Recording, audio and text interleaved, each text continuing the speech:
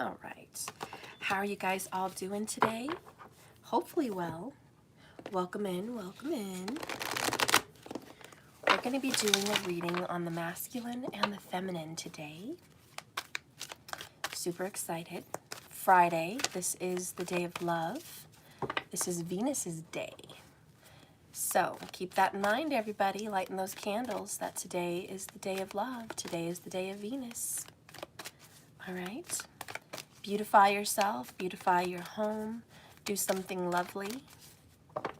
This is the day to attract love. All right. Hi, everybody. Welcome in. Well, hello, Danella and Witchy Sabrina. I love your name, 1111. And Spiritual Skies Paradise. Danella, looks like you're the first one in the chat. So you're going to get a card or two. Spirit, please guide me and direct me for Danella. What's going on with Danella in the cards? What can Danella know? Fifth chakra Archangel Gabriel, an angel of strength. Now there's something that keeps coming up for me when I think of your name, and it's a skull. I don't know. A skull. S-K-U-L-L. Do you have a tattoo like that, or does someone you love have a tattoo with a skull? I don't know. But even the visualization and the thought of a skull represents death and rebirth to me. And I just feel like a situation is going to be overcome. A situation that you thought was dead is going to be transmuted and transformed. I feel like this person's going to reach out to you. I don't know if this person is 39. We have 39 and 50. That might mean something to you. But yeah, definitely feel death and rebirth. I definitely feel the skull candy kind of energy. You know, where you have a skull with like roses, you know, beautiful roses around the skull, which to me signifies rebirth. And so I do know you're going to get some communication. Okay. If 39 is not important to you, it may be within 3 to 9 weeks you're going to get communication.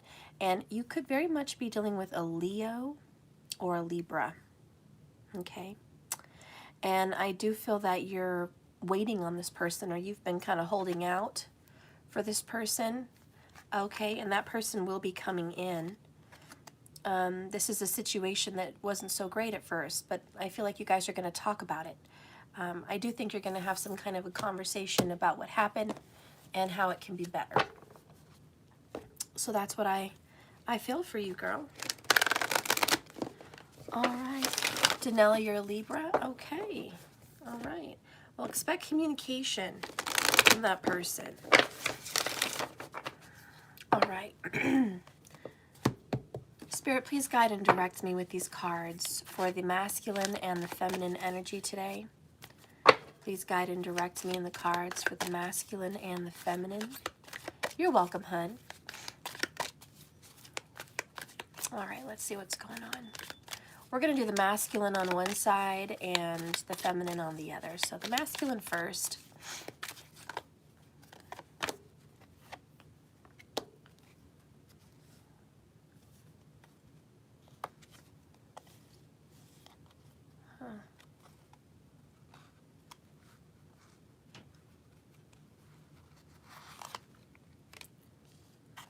This masculine might be working with computers, okay?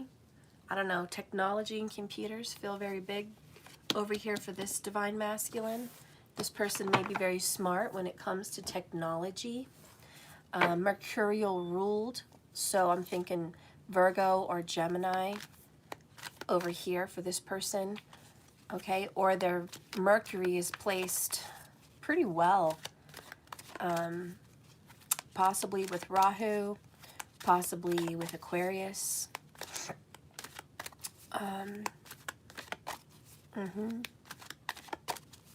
Possibly with Aries. You know, their Mercury.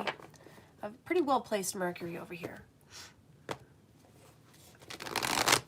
Spirit, please guide and direct me for the Divine Feminine. Please guide and direct me for the Divine Feminine.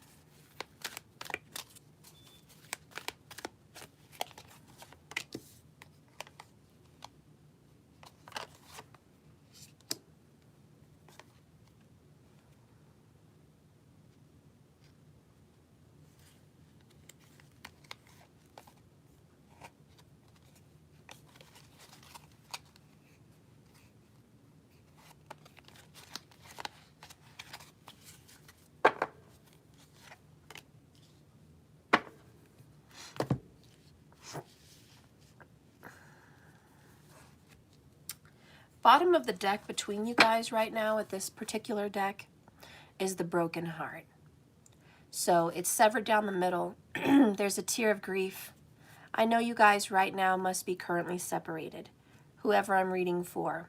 If you guys are not currently separated, you guys are trying to heal from a major heartbreak in the past between the both of you.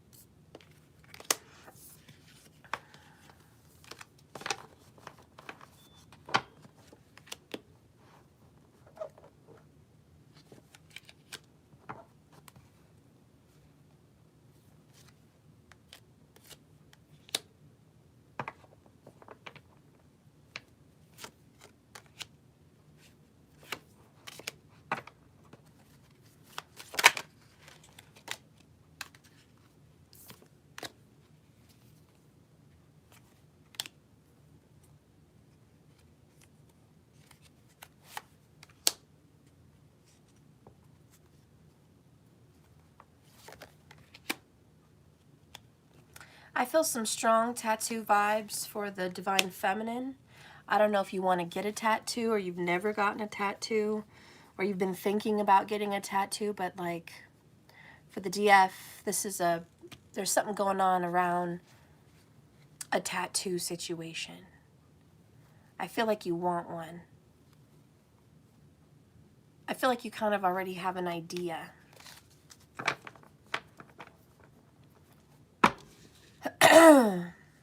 All right, bottom of the deck is Temperance. This is between both of you guys. You guys may have a similar Sagittarius. Okay, this is about temperance, patience. This is about the Fix-It Angel. It's the Fix-It card. It's the Mend It card. It's the Face the Devil and Don't Let Him Tempt You card. It's the I'm holding back and trying to balance out my life card. It's the card of I'm healing very deeply.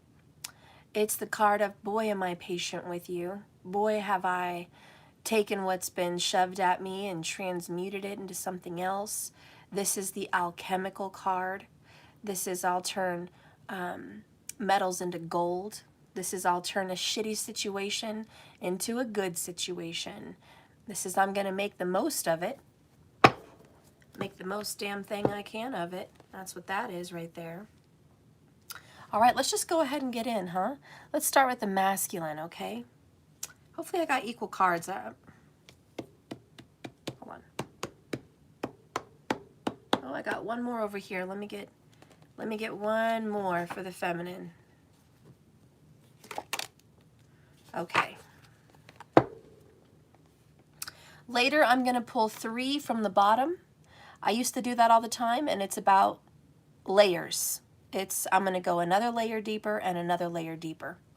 Okay, once we pull out the cards. All right, so starting with the masculine, let's just go ahead and just get them all out at once, and then we'll decide what's going on.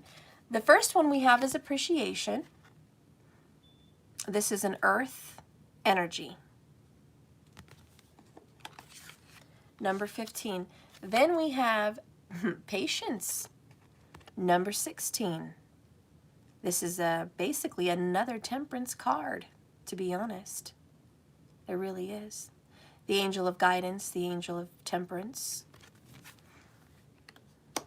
Libra is very strong over here. I don't know. Venus is very strong. Okay. The next one, oh, 15, 16, by the way. Things are moving forward for the masculine. When you have a number and then another one follows directly, it means things are like aligned the way they should be. Everything's going as planned. The next card here is the Sun in the upright. The Sun is the happiest card of any deck. It highlights a situation. It shines light on the important things that we need to see. It also grows something, okay? And it's about strength and power, resilience, and happiness. Who doesn't feel good under the sun? All right. Let's do the cards. We have the Page of Swords in reverse, which is Snoop Doggity Diggity Dog. All right, we've got someone that likes to spy, someone that likes to watch secretly, someone that does secret things on their phone. Also a very hard-headed person that is not too fond of learning a lesson. We have a rebel. We definitely have a rebel. This person would love the color black, love the color red. This person likes secret things. This is a Libra energy, but it very much cusps more on the side of Scorpio when it's in reverse. We have a master of secrets and a master of words. We have an illusionist. We have a magician. We have a, how do you say, I wanted to say conniving, but not really. It's just more of a, okay. I don't know the right word. I don't know. We're gonna keep going. Next card out, the Hanged Man. Pause for perspective. This is sacrifice. This is hold up, okay? We can't go any further. I have to stop, okay? This is 12, Major Arcana. This is divine intervention. This is somebody thinking long and hard about a situation they need to wake up about. This is very much like Judgment. It's kind of a wake-up call. But instead of just like waking up and telling you what's going on, this is trying to look at things differently. Spirit's trying to show this person a different perspective, a comparison. The next one is the Knight of Cups. And this is about, I want to give a love offer. This is, I have romantic feelings. This is, I want to go forward with a love choice. I already know who it is. Okay? They make me feel like magic. They make me feel good. And I am going forward with my feelings. I'm trusting my heart. The next card is Book of Secrets in reverse. More Scorpio vibes. This is, you just can't keep to yourself what you feel, what you think, what you know. It's like discovery. Somebody's just discovered something on the DM side. Could be the DM, could be somebody around the DM. But there's a love interest, and it used to be a secret. It used to be maybe a secret crush or a secret love affair, or secret hidden feelings, mostly, is what I feel. But that's coming right out. Somebody knows you have feelings for me, or you have feelings for someone. You know, it's like, it's coming out. The feelings that somebody has for you, and I think it's in regards to you, feminine, the secrets are coming out. Their love that was once hidden from you is now coming to the light with the Sun card. The next one is Six of Cups in reverse. This is not remembering the past the way it really was. And I think that's what is in relation to the Hanged Man. The Divine Masculine does not remember your guys' history correctly. And the Divine Masculine may be pausing his feelings or her feelings because he's trying to avoid a reconciliation. I'm sorry, but we have a masculine that does not want to reopen the past. Maybe that's for the good, maybe that's for the bad, I don't know. We'll keep going. We have the High Priestess in the upright. I feel like this is how he sees you. I feel like this is the woman in his life, or the significant other in his life, which I feel is you. I saw 66. 6 may be a very prominent number for your connection, because we have 6 of Cups and I saw 66. You know, I kind of feel like this person secretly still thinks about someone, and he's trying to avoid those feelings coming out, but they're coming out anyways, you know. But the High Priestess is about keeping those secrets, being quiet.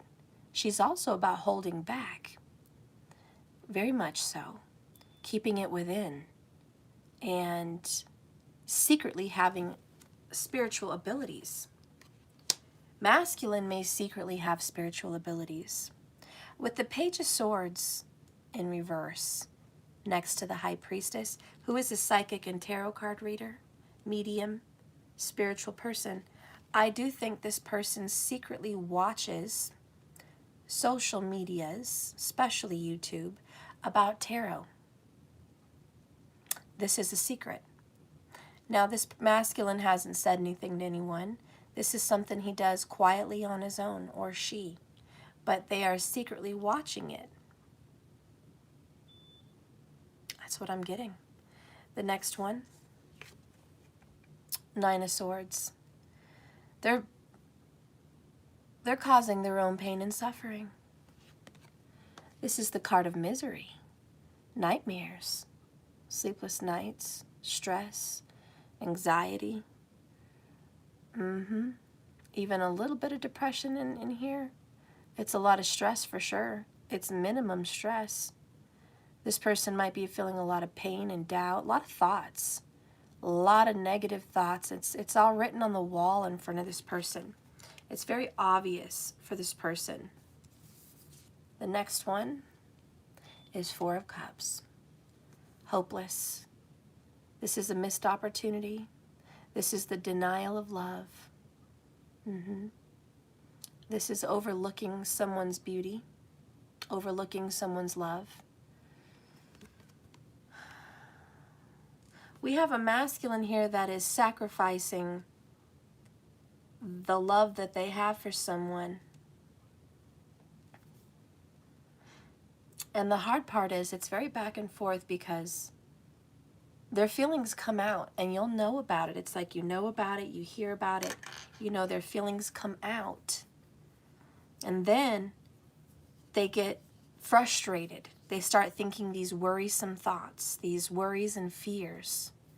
You know, these night terrors, these demons, they just come into their negative thoughts.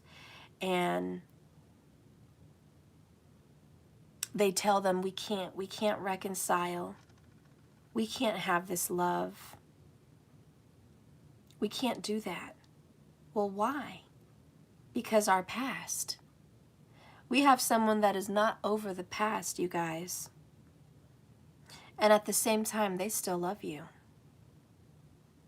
And they show you love. They might kiss you. They might hug you. They might send you nice messages. They might think about you a lot in loving ways. They may even miss you. But this person needs you to have some patience. You know, the 9 of Pentacles is kind of appreciation. And that's a single kind of energy. And it's about self-worth. And it's about appreciating what you have before it's gone. And the sun comes out to heal and to grow something. So I kind of get the feeling that this love situation is healing. It's going to take this person a while to get where they need to get with you.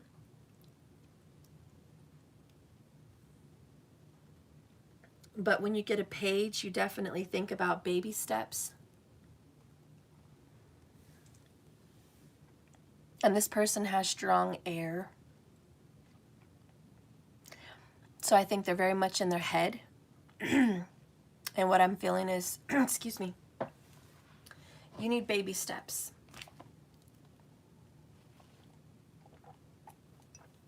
And I think that's why the Hanged Man is here.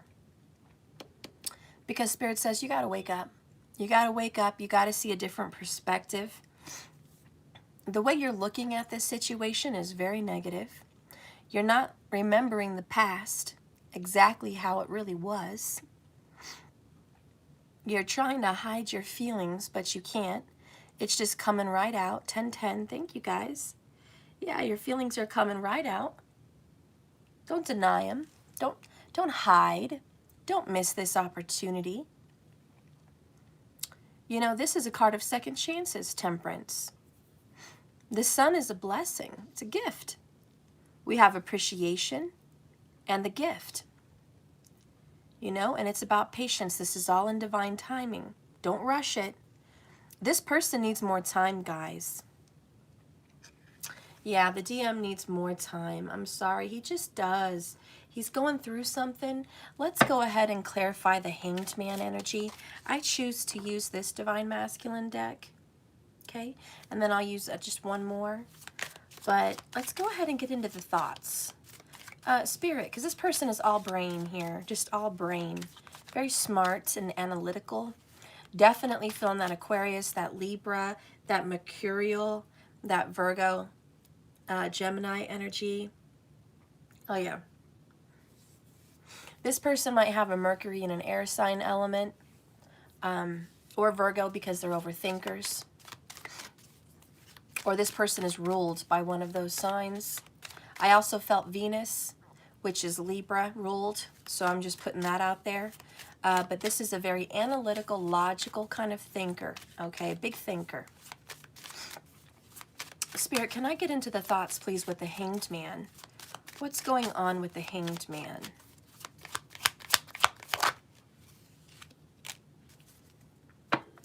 Earth energy, very Virgo. We have an overthinker. We have a Virgo overthinker with air, but we have broke free karmic cycles and drama over. So this person is kind of breaking a cycle, which is really good, but they're in their Earth energy, which is focused on work, responsibility, money, some healing, reality also. And I think that's the honest truth, reality. I got to look at my realistic situation, says the masculine. I have a situation. I can't be frivolous. I can't be silly-hearted. I can't be emotionally driven. All right, I have a serious situation to think about. I can't be using my heart. Who does that? Who uses their heart? Not me. And this person is like getting a revelation about their feelings, but they're holding back self-sabotage. 9 of Swords, 4 Cups. Even though they secretly harbor emotions and feelings about this. Tell me about this past. What does the Divine Masculine secretly feel about the past?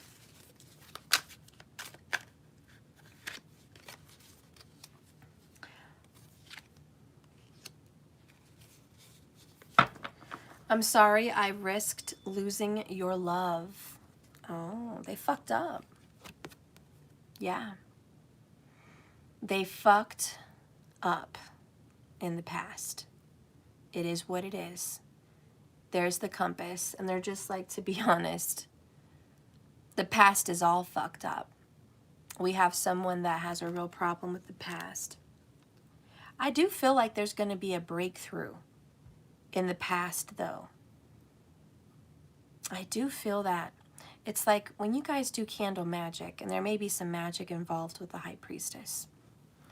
But when you do candle magic, the way you read a candle,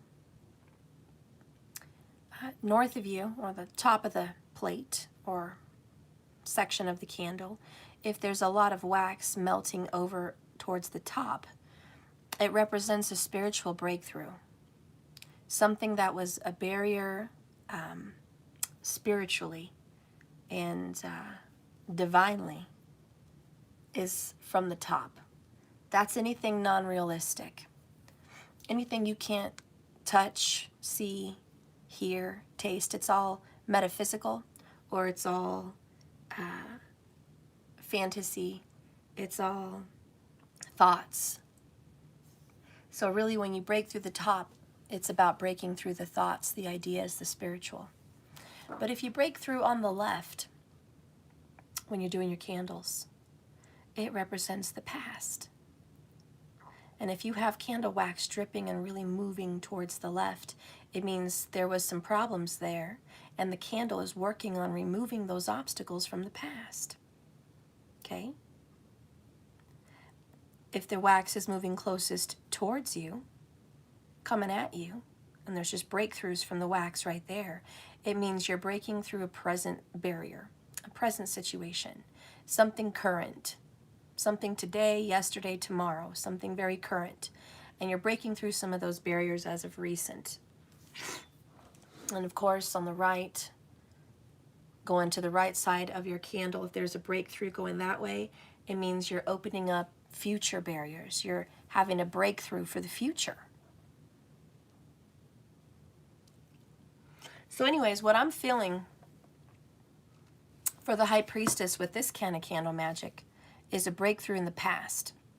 So a breakthrough on the left, okay? And I do think you guys are needing to get that breakthrough here on the left, which is the past. Excuse me. Bottom of the deck for this person with the Hanged Man. The reason I come and go is because I just can't stay away. I can't really stay away from you, but I know I'm not ready to give my all to you. And I know you deserve that. So then I run away again. So we have a runner, guys. The masculine definitely comes in and shows you affection, romance, hugs and kisses. You know, that love energy. But then they get realistic. They get realistic and they think about, this can't work.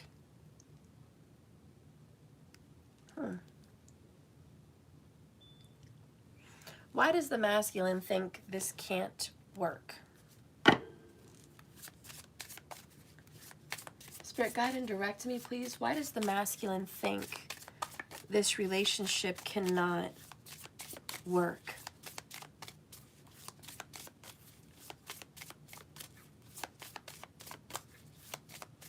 What is their doubts and fears? Well, we've got magic again. Okay, I don't normally say this, but I'm going to say it today. This is not for everybody. There's magic afoot. Someone's doing magic. We have power. Now, if no one's doing magic, because that's a possibility, maybe you're not doing magic, but it means this person does not like the fact that you are a high priestess and you do magic. There's a fear, okay? And that's definitely a possibility. Or like I said, somebody's doing magic, trying to manipulate and have control over the masculine. All right, so that could be happening. One more theory. The reason this person cannot consider being with you at this time is because there could be a Leo who is controlling the situation. And we do have the Sun card, and the Sun rules Leo. So there could be also a Leo kind of manipulating and controlling this person.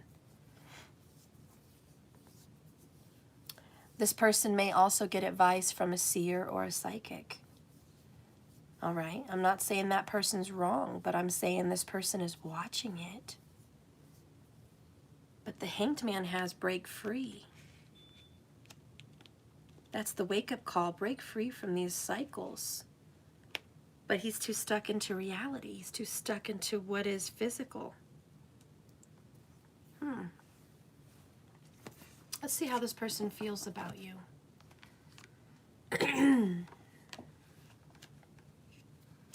How does this person feel about you? What are his or her feelings? What are those emotions?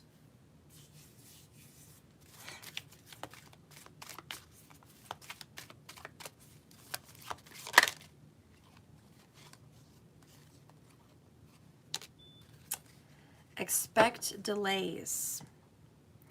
This is not divine time. I'm sorry, I said that wrong. This is divine time, not your time. Patience, there is still time. Your person feels he needs to wait, or you need to wait. You guys need some time. Yep. This person feels like you guys just need more time. And you need to hang on to that moment. Bottom of the deck is being distant, so you won't see the truth. It's very clear to me right now that your person is holding back their emotions and feelings from you, okay? However, they can't hold it back very good. This person's not great at holding back how they feel. We have a secret admirer here. We have someone that secretly has a lot more feelings than they're letting out, and it has started to creep out. They know it, you know it, possibly other people know it. The feelings are starting to creep out. They secretly want a reconciliation, but they're just not in a headspace where they remember your guys' love in a great light. And this person remembers your love as problematic, troublesome, hardships, frustrations, okay? Something very painful, something to worry about. Anxiety is coming in here, all right? This person definitely feels you deserve more than the little conundrum that they are. And they're definitely holding back, even if they have Leo in themselves. They're like, I'm holding back. I am definitely going to control my feelings and, you know, my passion. Because one thing that I don't see here is wands, which is passionate, fast, quick movement. Those are not on the table. We have earth, we have water, and we have air. The air is not in a good place. The air energy is worried, stressed. The earth energy is focused and grounded. This person holds a good job, okay? The earth is fine. The cups are a mess, too. So the mind and the feelings are a mess. We have a mind versus heart battle here, tug of war. Who's going to win? This person feels like, I can't take this on right now. I've got to pass this up. I cannot get into this connection. I'm so sorry though, because by me doing this, I know I'm risking fucking up our connection. That's the Hanged Man, risking your love. By holding back, it's a risk. At the same time, they can't completely stay away from you. They are driven by love. And the reason they come and go is, well, flat out, they can't avoid you completely because their heart keeps guiding them to you. But they know they're not ready to commit and give you this love. So yeah, they're being distant. Expect delays. This is why you have patience, impatience, temperance. I do think this is getting fixed. It's just a little bit longer than you wanted. Yeah. Let's go ahead and see 3 from the, well, we'll wait on the 3 from the bottom. Okay, let's go over here and see what's going on with the feminine. Let me get some coffee. But before you have a complete meltdown, does this person love you? Knight of Cups says yes. The Sun card says yes. The Appreciation card says yes. Okay? That's all yes. But it's very well hidden. Very well. But not that great, because you're obviously a High Priestess. And you know this person cares about you, even when they try to say they don't. You know this person is a little bit of a liar. With the Page of Swords in reverse, this person's a little bit of a liar. You know it. All right, feminine, let's do it. Let's see what's going on with you, honey. You're coming in with the Journey card. This is a passionate journey for you. You feel like this has led you to self-discovery. I also see a Cinderella story. You've been misunderstood and mistreated a lot. You know what direction you want to go in, though. You're not confused. You're not, I don't know if I want this. I don't know if this and that. No, no, no. You know what you want, and you're headed. You're on the journey. You're on the path. You're following your heart. You are being led. You also might be going on a vacation or a trip sometime soon that you're planning for. There could be a feminine planning for a getaway. Okay, a little vacay. The next one is community in reverse. You're not really a friendly person. You don't have a big circle of friends. And if you do, recently, you're pulling away. You just want to get out by yourself. I think a lot of your friends or community or family members are like, hey, you want to go with us on a trip? You want to go with us on vacation? You want to go with us and get away? You know, and you're just like, not really. Not really. But you're happy to get away by yourself because you want to do some deep thinking. And you feel like your community or your family and friends won't understand where your head is at. You're trying to get your head on straight about your path, your manifestation, and what you want to do. I feel hermit mode for the feminine over here, which, you know, that could be your element. I don't know. But you're just like, listen, I need to go be by myself. I need to go on this journey by myself. There may be also a journey here where it's about you feel like you're on this journey alone and your masculine's not traveling with you. You're traveling very light. You're also letting a lot go. Oh, wow. The masculine's already got your heart. We've got the man holding a heart. Like, I already know who's got my heart, Steph. My heart's been taken. My heart belongs to the masculine. My heart belongs there. My heart is in his hands. Now I have other offers, says the feminine. I've got a lot of other masculines offering me their heart or some love and affection, but I already have my mind set. I'm manifesting. I know what I want, and I will not be detoured. This is someone who knows who they love. And with the community card in reverse, I do feel like if there was ever saying no to dating, it feels like it's kind of right now. And I feel like your friends would say, come on, date, date. Go out there, date. And you're just like, if I date, I'm going to get off track. If I date, I'm going to get off focus on my manifestation. It's just what I'm feeling. Well, no wonder. You're the Empress. You are the Empress. You're pregnant with desire. You're pregnant with vision. You're pregnant with union. You're pregnant with love. You just feel like it's already inside me. It's growing. This may not have been in fruition, this relationship, this union. You're like, it's not in fruition. I know that. I know I can't see it. I know I don't feel it. I know I can't touch it. I know it's not real to everybody else, but it's real to me. Just like when you're pregnant with a little infant, it's tiny. And sometimes people can't even tell you're pregnant, but you do. You're like, yeah, a lot of people can't tell, but I am. And whenever the signs start to show, then the rest of the world will know. But for now, I'm the one that knows what's inside me.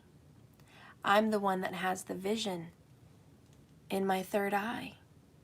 I'm the one that has the manifestation and the vision and the focus. I'm the one that creates my reality.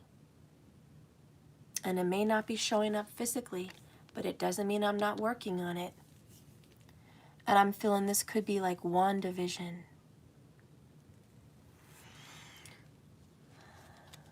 Oh, we have marriage.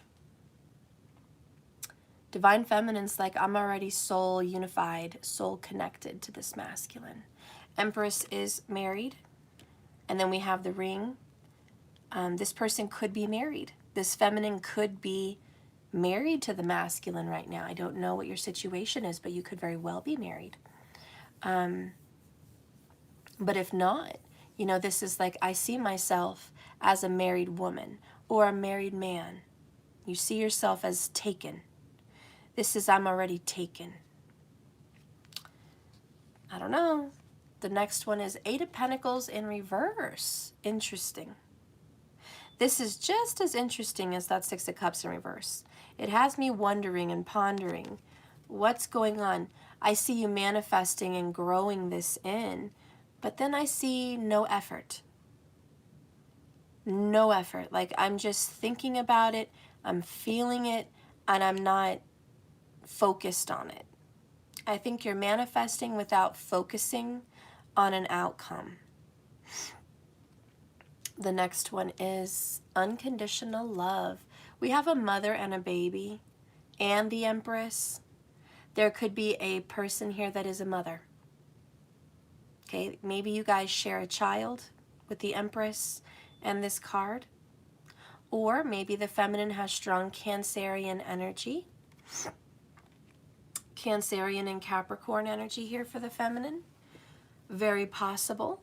Okay, we felt some strong earth energy here earlier too, hermit mode. So Taurus, Virgo, Capricorn, kind of strong over here with a dash element of Cancer. So why the broken heart? Excuse me. If you're married, you feel like you're doing all the work. If you're married, you could be pregnant right now or wanting a child. And you love this person and you're just like, I'm doing all the work. You're not doing anything. I'm trying to grow a relationship. I'm trying to keep us on track. And you're over there with your heart hanging out in your hands, keeping it real loose, like you're not sure you want me. Meanwhile, I feel like I want you 100%. This is that unconditional love. You love them even though they're giving you a hard time. The next card is Six of Swords in the upright, which is evolution and revolution and resolution. It's a change for the better. It's leaving bad times for good times. It's, I want to get over our problems and I want to get over the fight. I want to move on. Maybe you want to move away, but somebody, you know, you just want to move the hell on from what was toxic and no good. You're ready to make the most of a situation and get over the past. So I think you're saying it's time to just move forward. A lot of feminines are considering moving away to another state or another place or just moving your home. A lot of you are feeling that.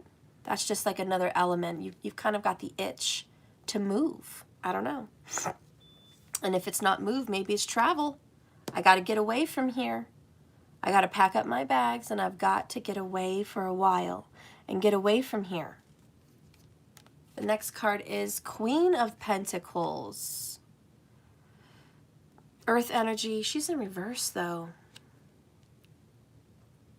We have an Empress and a Queen of Pentacles. Guys, there might have been an affair with an earth sign. We did get earth energy over here, broke free earth energy.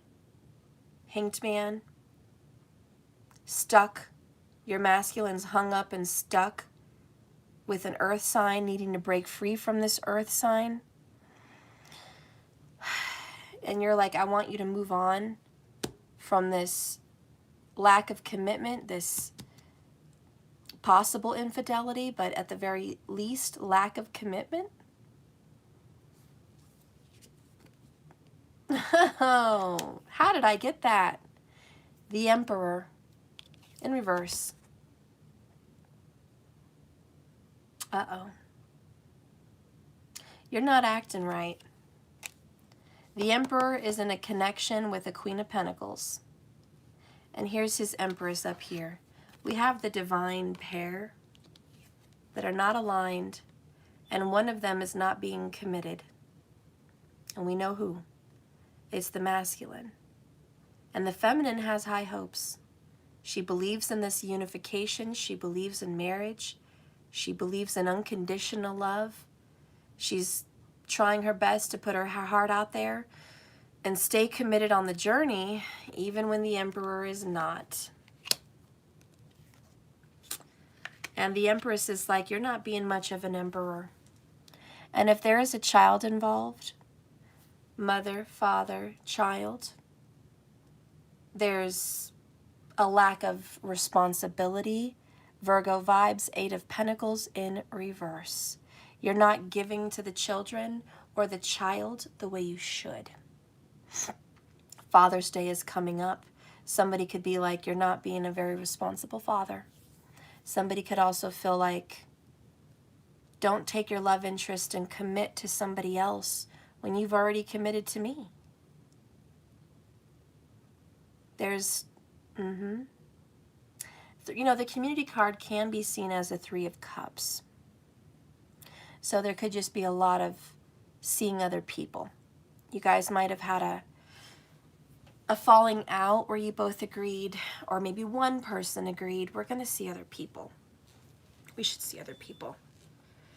And the divine feminine thinks that's a terrible idea. But the masculine is like, nope, I think it's a good idea. Well, damn. Let's get some hidden truth about this pentacle energy that's in reverse, because we have a lack of foundation here. The Eight of Pentacles and the Queen of Pentacles is a struggle as far as the earth energy. So the earth represents physical world, 3D, your reality. And the Empress might be feeling like finances are a little bit tight right now. She might also be feeling stressed about home life. A home may be costing the Empress a lot of money right now, or children might be costing the Empress a lot of money. We have I left you before you could leave me, explaining the earth energy. Let's get one more clarification, please, for the Eight of Pentacles in reverse and the Queen of Pentacles from the Emperor.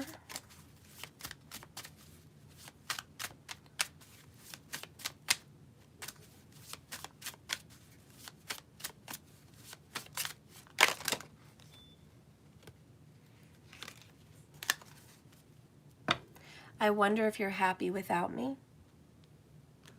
There's a breakup here. I am grateful for this spiritual lesson. 3 more came out, so I'm going to take them. You and I were too young when we first got together. Came out.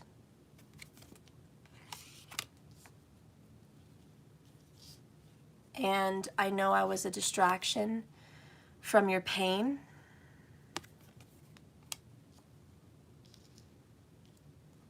And I lost myself for a little while.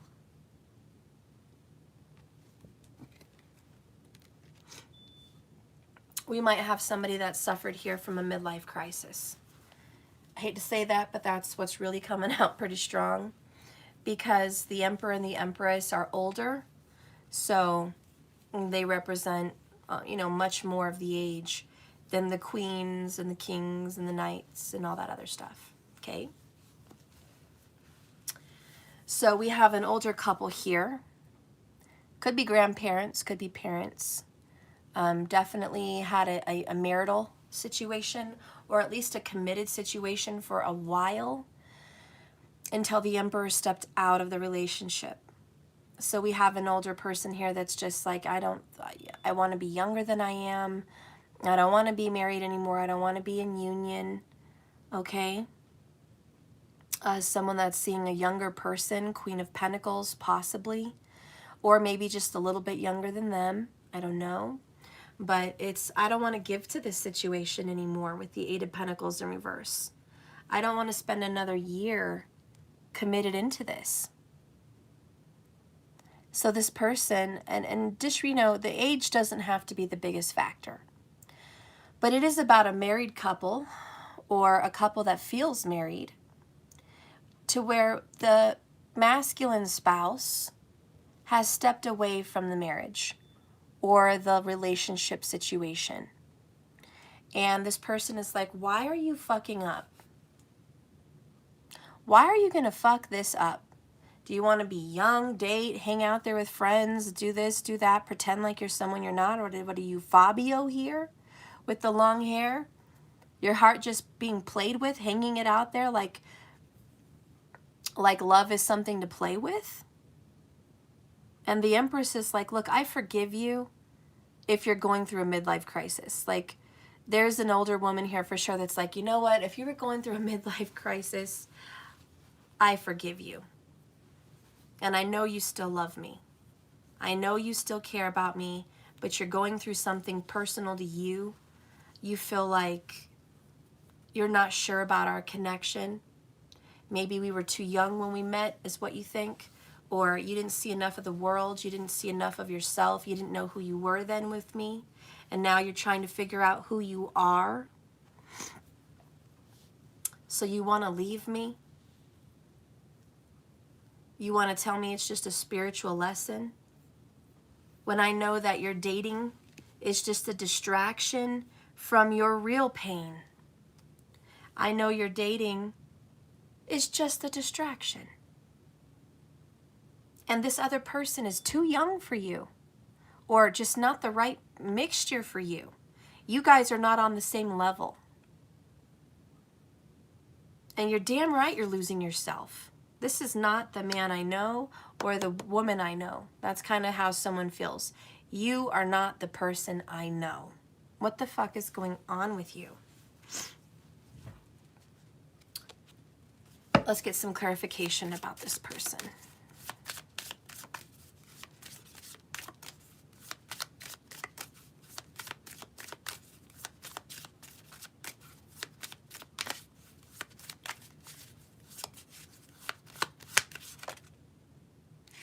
Yeah, you're being fake as hell. This Empress is like, listen, you're disillusioned, honey. I don't know what you're fucking think. You think you're young buck? You think you're fucking Fabio here? You think you're some fucking Rico Suave over here? Like, who the fuck do you think you are? You're a husband, or you're a grandpa, or you're a father? Like, own up to your responsibilities, fucker. You're not acting like a man. And if it's a woman, it's like you're acting like a fool. You need to get grounded. You are being completely irresponsible. And we do have a feminine here that feels like you have to mother this person, because this person is just not acting right. You're like, where is your mother? We need to talk to your mom. Okay? Someone here is like, I'm going to go talk to your mother. I've had enough of this shit. I'm packing my bags. I'm going to visit your mom. Like, we're going to have a fucking talk. Okay? Or something. And if it's not a mother, maybe the feminine's going to her mom. Or the feminine is going to a high priestess, perhaps. Someone that can help her out with the cards. Someone that can help her out psychically and intuitively. Where is this love situation headed? Someone might be, you know, consulting someone that has the tools of divination. Yes, Casanova. And the Empress is like, this motherfucker is a fool. Or this bitch doesn't know what the hell she's doing. What is she doing? What is he doing? Anyways, we got superficial, disillusioned. Again, being someone they're not. Like, this isn't you. What is this mask? Who is this Hans? Who's behind the mask? You don't play me. Play lotto. You might have a better chance winning the lottery than you will playing me for a fool. But this is very shocking to you. You're just like, this is incredibly shocking. I don't know what you're doing and what the hell is going on. We have some fear also. Be careful you don't get somebody else pregnant. Be careful you don't get tied into somebody else and stuck into a financial worry with another person. Like, don't get yourself caught up with somebody else. And so the Empress is worried, like, please don't get yourself caught up. The Empress feels very unlovable right now. Very rejected, you know? And the masculines over here, remember, I didn't even see a third party over here. I felt very single. I felt like this person is holding back. I felt like this person feels the past is not, it's not right. This person is trying to stay away from the Empress. Four of Cups, choosing not to step back into this relationship. Doesn't really know what he wants. Holding back feelings. Woo! We have a confused masculine. And we have a very certain feminine. I mean, that's where we're at so far. The feminine's forgiving, Six of Swords. We can move on from this. I can forgive you for what you've done. But the masculine's not ready to even come in for forgiveness.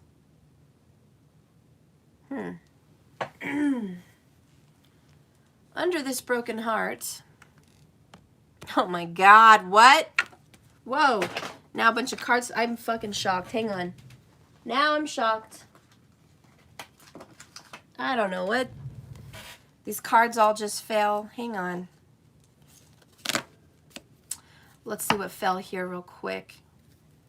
Thank you for loving me more than anyone ever has. I never knew anyone could love me like you.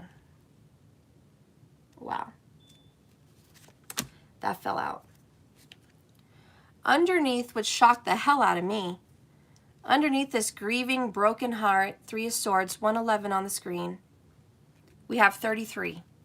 Door to romance. Okay?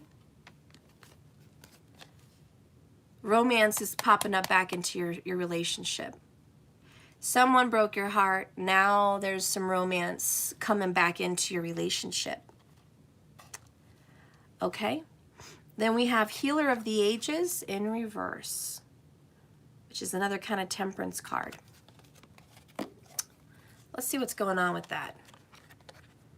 Underneath the temperance card, you have Desire in reverse. I hate when I have doubles. What the fuck? Then I have another Nine of Swords. Just clarifying this Nine of Swords that's right here, same card. Somehow I must have had two decks and I got them mixed up together. Yeah. This person is very, very worried. You're worried also about sexual energy. If you think your person is off having sex, don't let your fears get the best of you. Somebody is worrying to death, my partner's getting it on with someone. No, they're not. Maybe they did, you know, maybe a couple times here, but are they getting it on like Donkey Kong? Are they fucking getting it on like Cheech and Chong?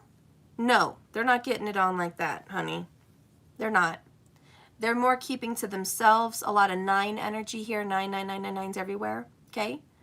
Which is self. Keeping to thyself. Holding back. I I don't feel there's a lot of sexual energy being exchanged in any party situation. I need a drink.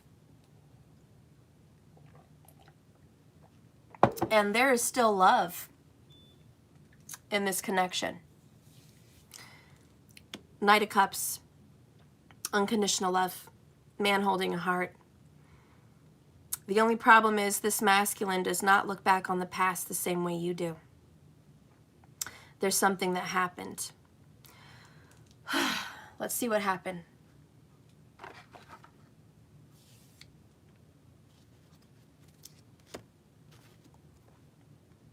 Akashic Records will answer that. Can you give me a clue of what happened in the past? We're going to go back with this documentation from the universe. What happened in the past? Show me the Six of Cups. Yeah, Six of Cups in reverse. What happened to these people?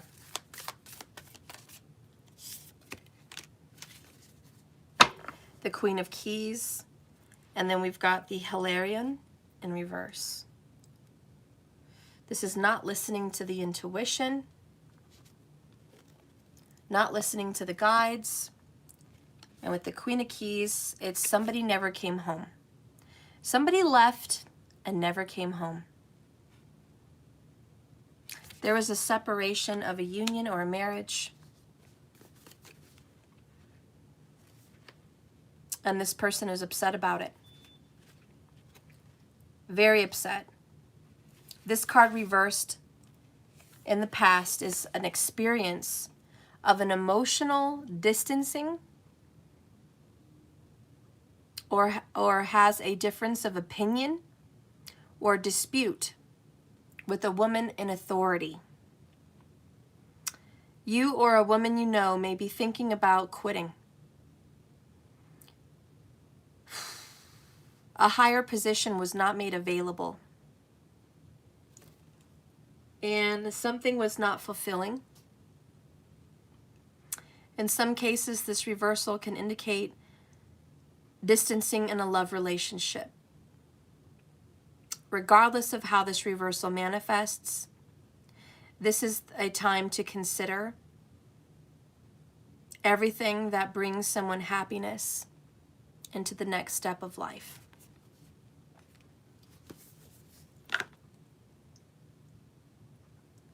The love got cold. Somebody pulled away from the relationship in the past. I'm going to let you guys figure out who it is. I think it's the masculine who's not recalling it correctly. Masculine, what do you recall the past? I really feel the masculine pulled away in the past. There was a lack of satisfaction in the relationship. It just, yeah, earth energy. There might have been a third party previous marriage that this person wasn't over or had to deal with. But this person pulled away and somehow I feel blamed the feminine for it.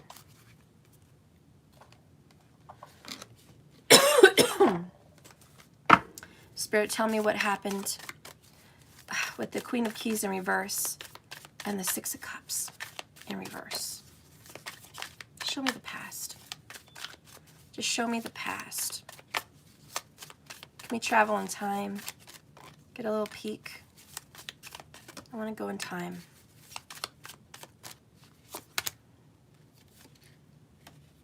It had something to do with the previous commitment. Or maybe it was your own commitment. 111 on the screen again. The past had to do with commitment. Commitment's been pretty big in this reading. We have settling. Someone felt they settled in a commitment. We have communication. And we have tribe.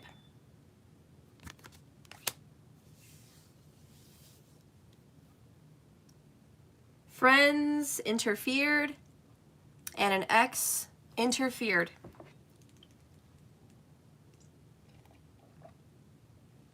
Yep, there was interference.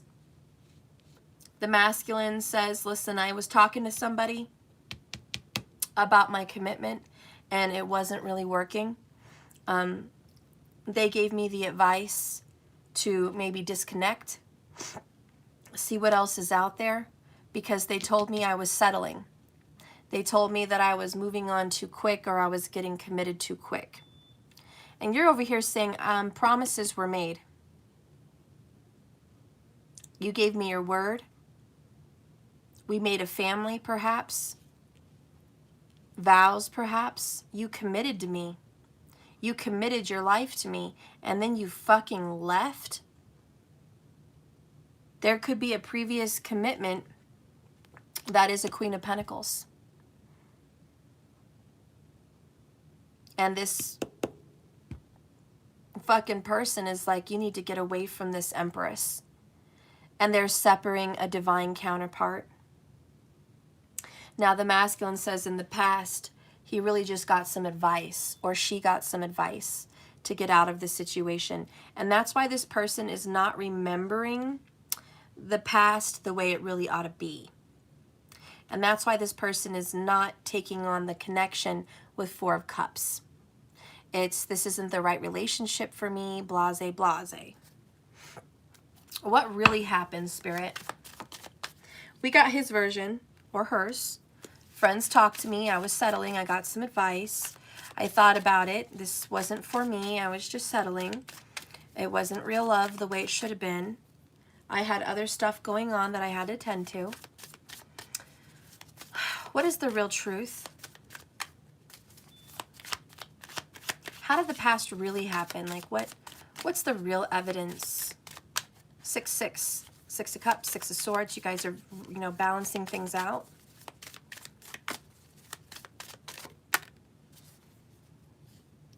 First of all, you're like, no, pride and ego got in the damn way.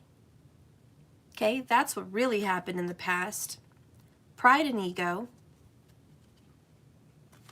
We have received, message received from karmic partner. There we go. Third party energy. Bottom of the deck is numbing. That's why the Divine Feminine is forgiving. The Divine Feminine says, listen, some karma happened. Obviously, we both had to deal with some karma. Everything was moving along. It's all part of our path. It's all part of our journey. You had to get separated from me to go deal with some karma, maybe some past life karma, you know, but you're just like, I know you had to deal with it one way or the other. You did let your ego get in the way. You still are, by not honoring your heart, by not coming to me in a heart space, by saying no to me, by not allowing yourself to come back home.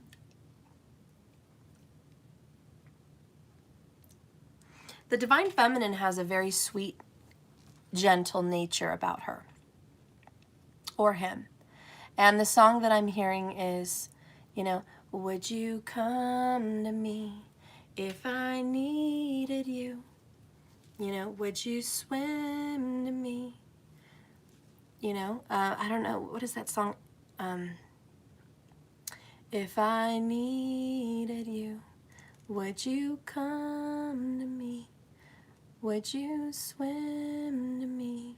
You know, it's just like a very sweet love situation here from the feminine's perspective. And it's like, you know, if you needed me, I would come to you. I would swim to you. You know, so it's like she's willing to do anything. Just call my name and I'll be there. Just call on me and I'll be there.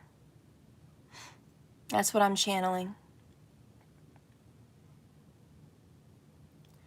Now I'm hearing the Michael Jackson, right?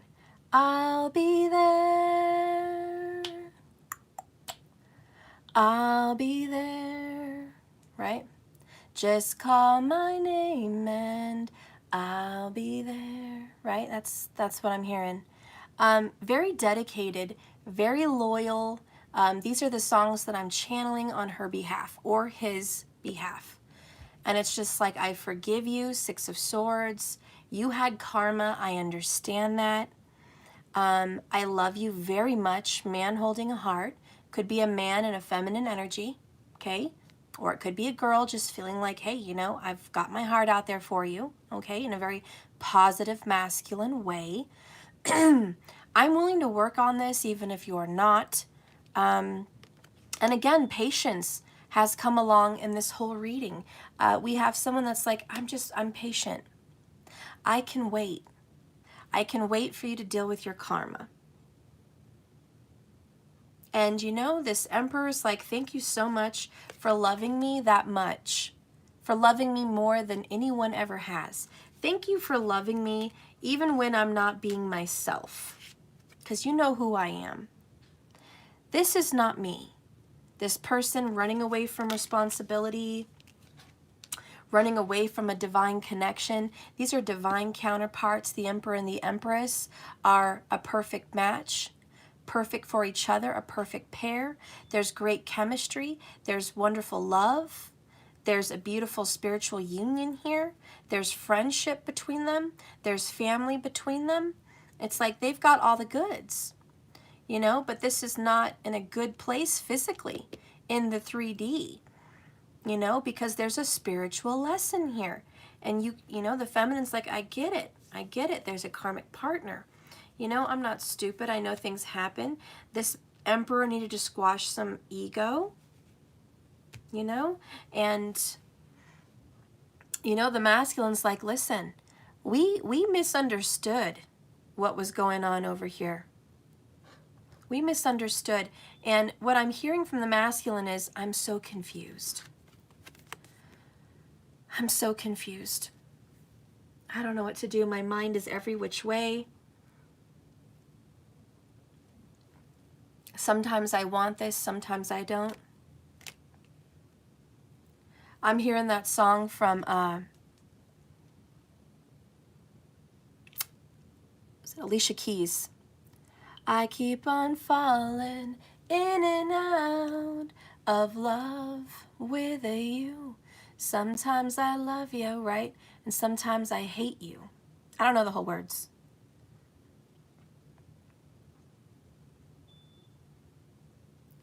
And I'm hearing that very strongly. Sometimes I love you. And you make me feel so good. I don't know the words. I really don't. But I'm hearing the words. I can't sing it. I don't really have the tune in my head. I'm just hearing the words. You know, sometimes I love you and sometimes I don't. Sometimes I want this and sometimes I don't. So there's this beautiful connection where it's like, I really do want this, but then I pull back. Is it okay if I can have the drink that was meant for the 17th birthday party or something? What drink? Well, wine thing. No. And it was not meant for no birthday party. Actually, it was. No, I bought that for me. No, I mean the thing in the trunk.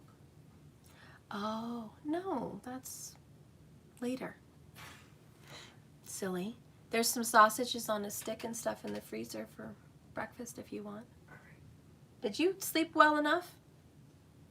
Don't play me. I slept okay. Don't play me, did you? I'm not playing you.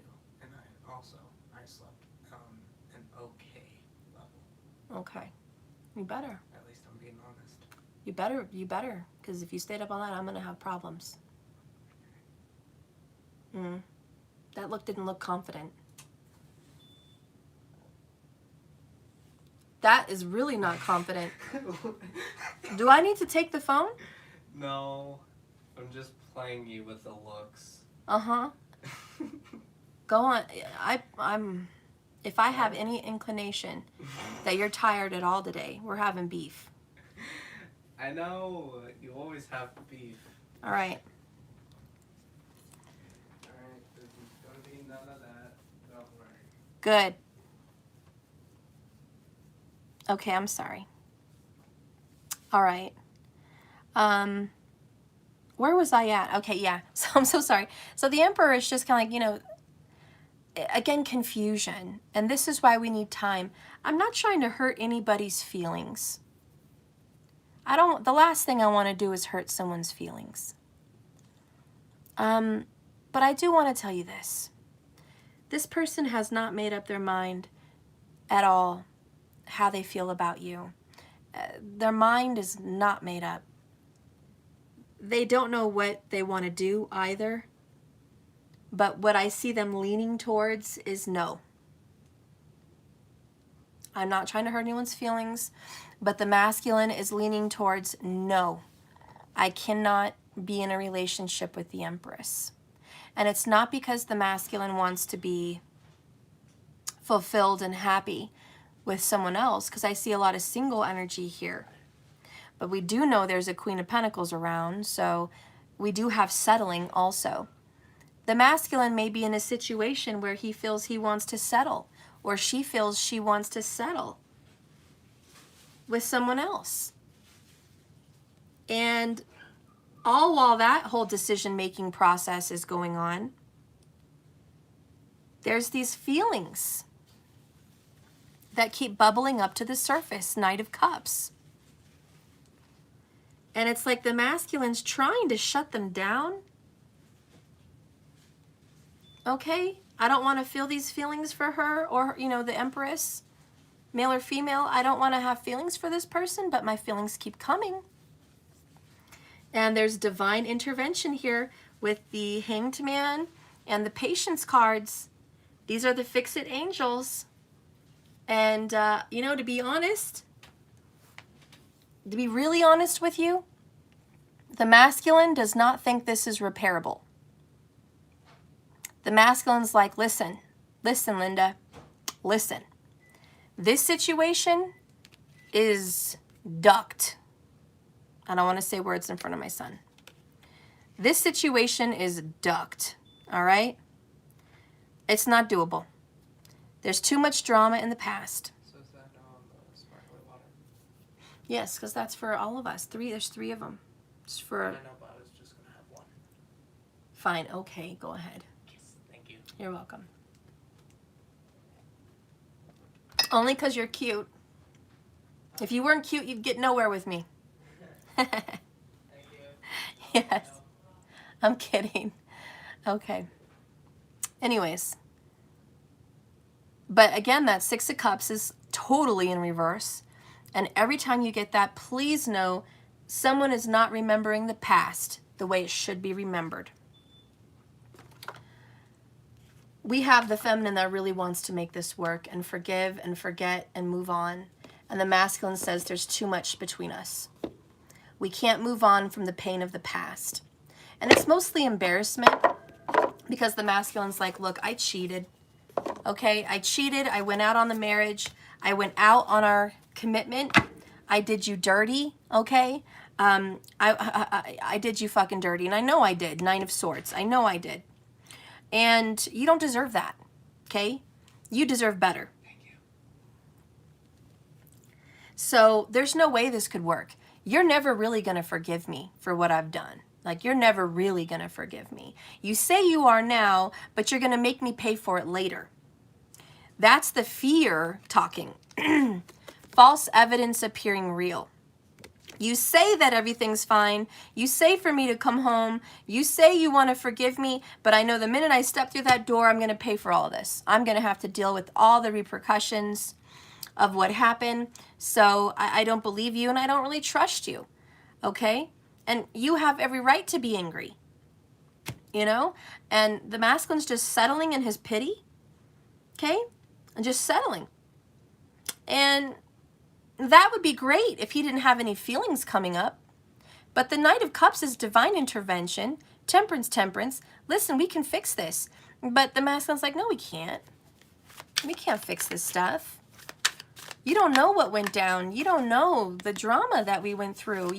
How could you for 1 second think we could come back from this?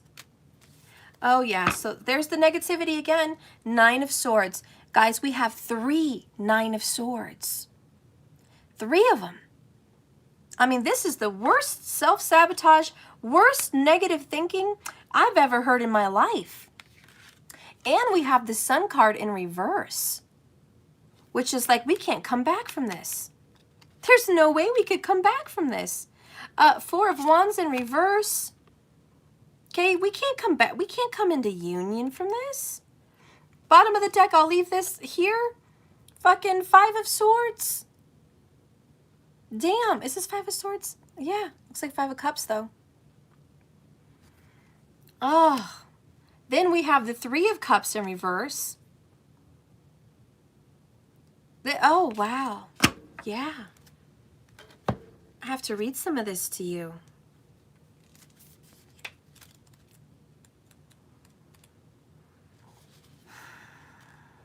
When you get the Six of Cups in reverse, you're emotionally vulnerable.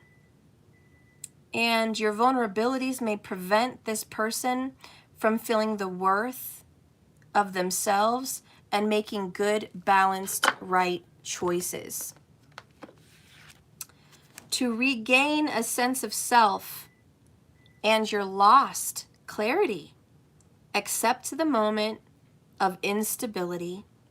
Understand that it is better to wait and figure out who you really are than hastily make a decision that turns out to be a mistake. Wow, this is really coming together really nicely. I did address superficial, and I lost myself for a little while earlier. 1111, that's right. So this person is not seeing himself or herself correctly. They're very still kind of confused. Now we have to jump into the Nine of Swords because that has come up 3 times.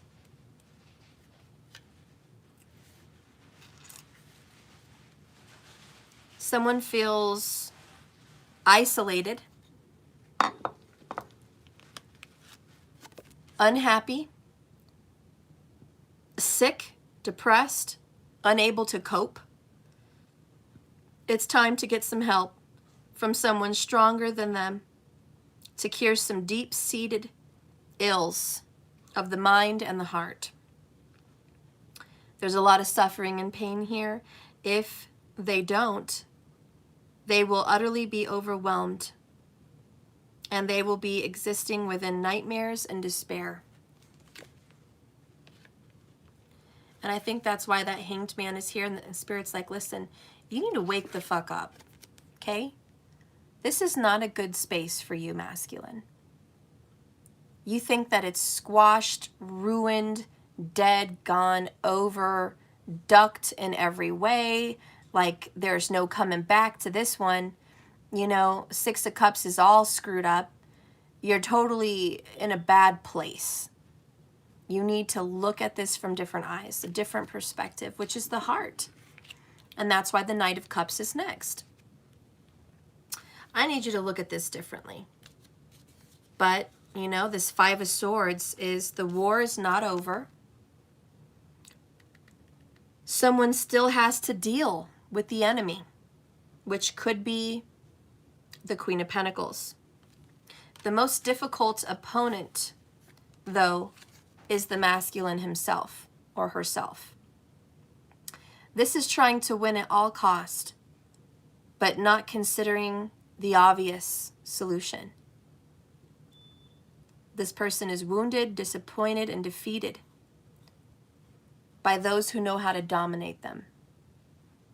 So, the masculine is definitely being dominated. We have the Power card. We have communication and others. Yeah, there's definitely some kind of a Leo energy. We have the Sun in reverse. Oh yeah, Sun. The Power card. There's a Leo in the masculine's life who could also be that Queen of Pentacles, but it could be someone different. But there is someone here that is definitely heavily influencing the masculine through intimidation and control. This is possible drops in stability and luck. Unexpected but necessary changes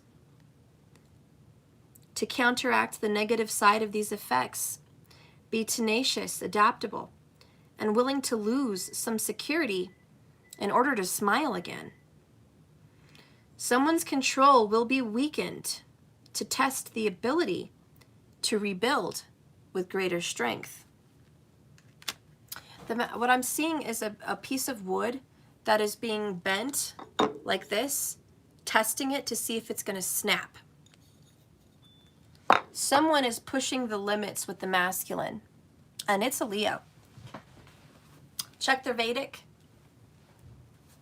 Google search Vault of the Heavens, Lahiri Ayanamsha. Time of birth, place of birth, necessary. But it could be the Queen of Pentacles, so it could be a Virgo or a Leo. We're just going to leave that open. Virgo or Leo is taking advantage of the masculine, controlling, testing to see if it's going to snap, break. This person could very well be a karmic partner. Okay, it could also be a family member. Let's go ahead and see the Sun card in reverse, because that's what's really going on here, the Six of Cups.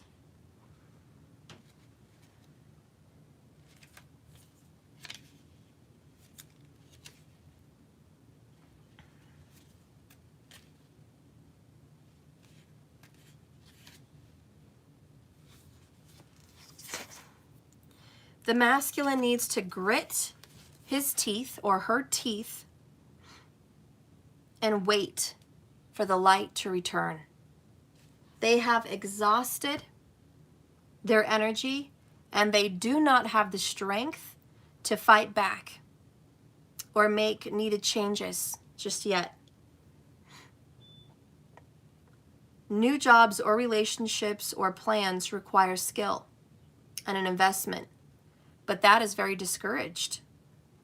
Be aware of their beliefs and how they want to impose their will on others. It says, let others lift you when you are ready. We just have a weakened masculine here. Weakened masculine. And maybe the masculine has that Leo energy, I don't know.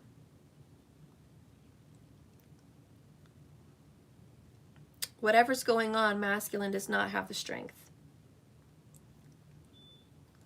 And that's why the Sun card is here 2 times for healing, enlightenment. And that's why you have Temperance 2 times also. It's like you're going to have some patience. There will be difficulties with those who have ties that were already in slight crisis. Be very careful in a couple or family to avoid misunderstandings and hasty decisions. There may be ruptures in relationships which once had trust. It's time to face the problems that are arising. So this is an overall energy here with the masculine. It's like there are family ruptures. There's some problems popping up in the masculine's life, especially in regards to family and relationship, and it's time to face them. Down here we have 6 of Swords in the positive. It's time to move on from the past, get away from the hard times and get into the good. I think we are slowly moving into that energy of healing with divine intervention and the angels' help with temperance. And I am going to read the Hanged Man.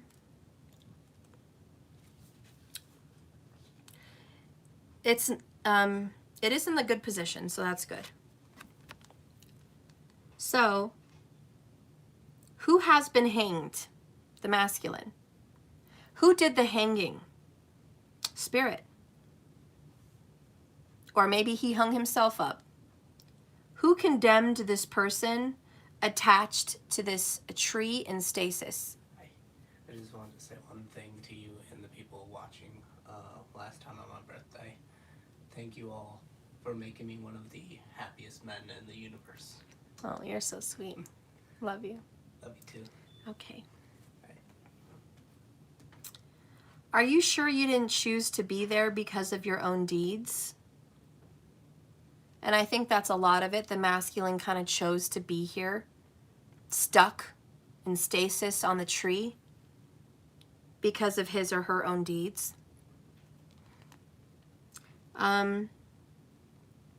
It's about rejoicing in the moments of pause and reflection. Even if it's just a small, short-lived temporary gain, it can be followed by an action of clarity and hope. How nice to not have to fight at all costs, to look at the world from another perspective and know that it could all be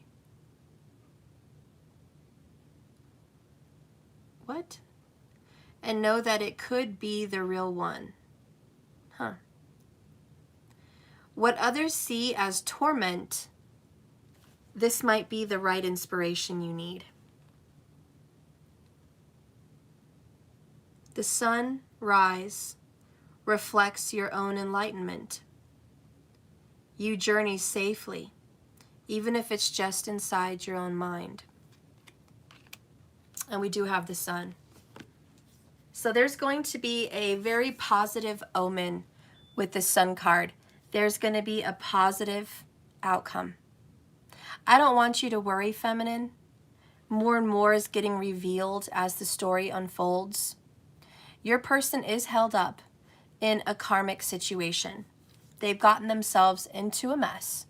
They have settled and they've nestled down. They have hunkered down for the winter over here. They love you, but they feel like too much has happened in the past and there's no way you guys can get past it. Even if you say you guys can. It's like the damage has been done. And so this person is full of Nine of Swords, self-sabotage, and false evidence appearing real. So the universe, thank God, who is working and living inside this masculine, says it's time to reflect. Let's go ahead and take this distance, nice and slow.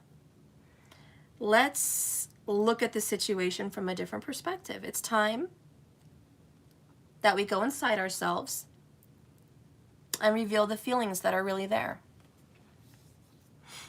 And let's talk about that, you know, let's visit that. The sun says they will wake up and be enlightened and see something beautiful.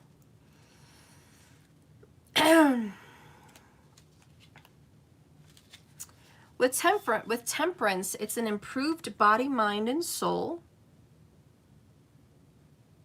It requires the balance of the virtues of righteousness, morality, compassion, commitment, moderation, and all capacities.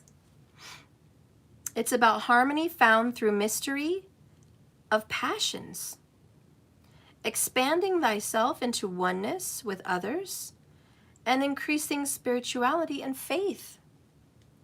The ability will be entrusted with an important task that requires responsibility for your actions and the commitment to fix them.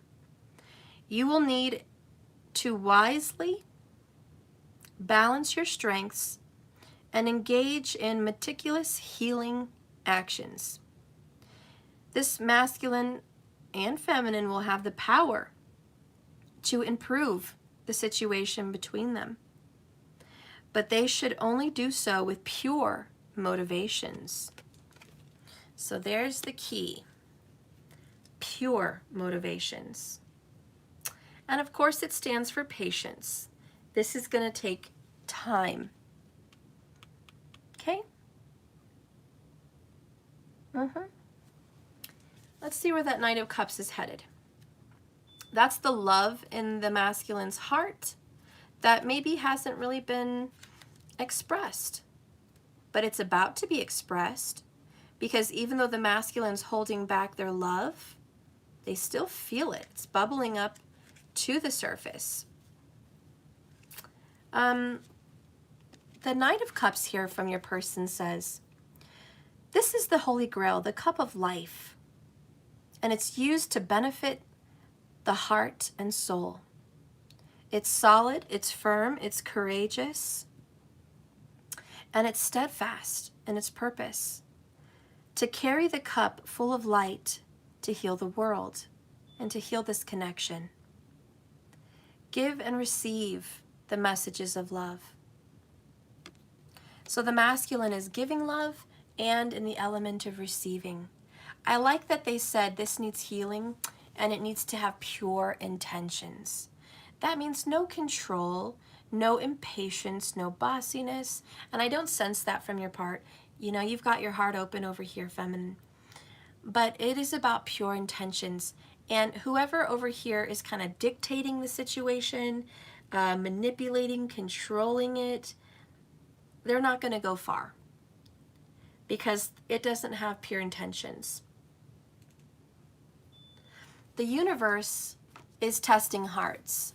We have the heart here, we have the heart here and here, even the Knight of Cups. So the universe is like, I'm going to test everyone's heart. Is your heart in the right place? Do you really love someone because you love them unconditionally? Or do you love someone because you want something from them? Do you love someone because there's a gain? Do you love someone because of pure oath, vow, and commitment? Do you love someone truly, honestly from your heart space? And that begs to bring up another point about if you let something go, it comes back. It's really yours. And I do feel the feminine is on the journey of letting it go and just saying, go ahead, go sit over here in your decision. You're not happy. Okay, I know you're not happy. I know you're committed to someone where it doesn't feel good. It's a painful, hollow victory. Five of Swords. I know you're just settling. We got the settling card. I know the whole time you're over there with that person, you're thinking about me. Nine of Swords. Okay? I know you're being distant, so I don't see the truth about your situation. So go ahead. I do expect delays. All right? Go ahead and do what you need to do over here because I trust the universe. And I know that eventually the truth will speak for itself, and I know eventually the heart will bubble up to the surface. Okay.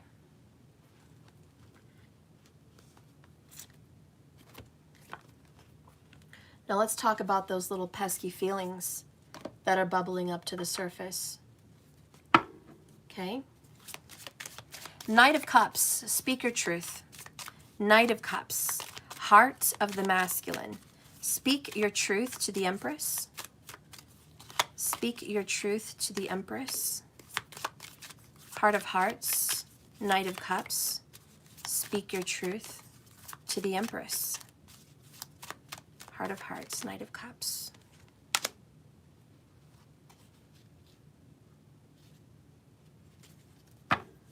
Bottom of the deck. Feeling the pain now. I regret everything. Karma came hard.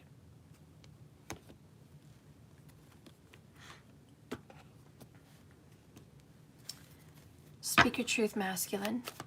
Heart of Hearts, Knight of Cups. Heart of Hearts, Knight of Cups. Divine masculine energy, please. Heart of Hearts. Okay.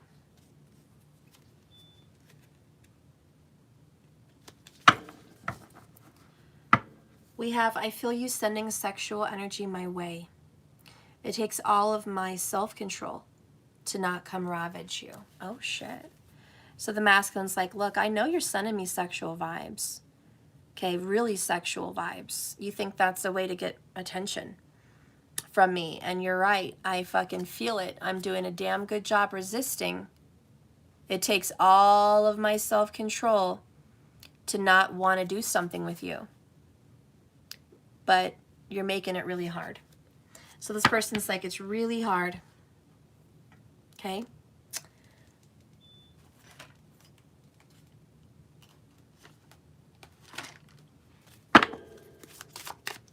Heart of Hearts, Knight of Cups. Divine Masculine, Heart of Hearts, Knight of Cups. Heart of Hearts, Knight of Cups. Okay. Bottom of the deck. You see, I never stopped loving you, even though I couldn't see you. The end of the affair. Could be a good omen. The end of some affair going on over here. You know, the masculine's like, look, I never stopped loving you. Even though I've been over here in this stupid karmic affair, I never stopped loving you, ever. Not for 1 minute. even though we haven't seen each other, okay? So there's an omen there about the feelings. And let's go ahead and reveal. Let's start with the ones I laid down first. I'm feeling vulnerable. That's the Knight of Cups. I feel out of control, scared, and unknown energy. Okay, so the Knight of Cups is like my heart of hearts is, I don't like having my heart out here. I don't feel comfortable expressing my emotions. This is why I hold back with the Hanged Man. I don't really feel good in this vulnerable energy. I don't like to love someone because it makes me feel weak. Also, the grass isn't greener on the other side. Things are not so great in Karmicville. They're not fucking so hot. All right?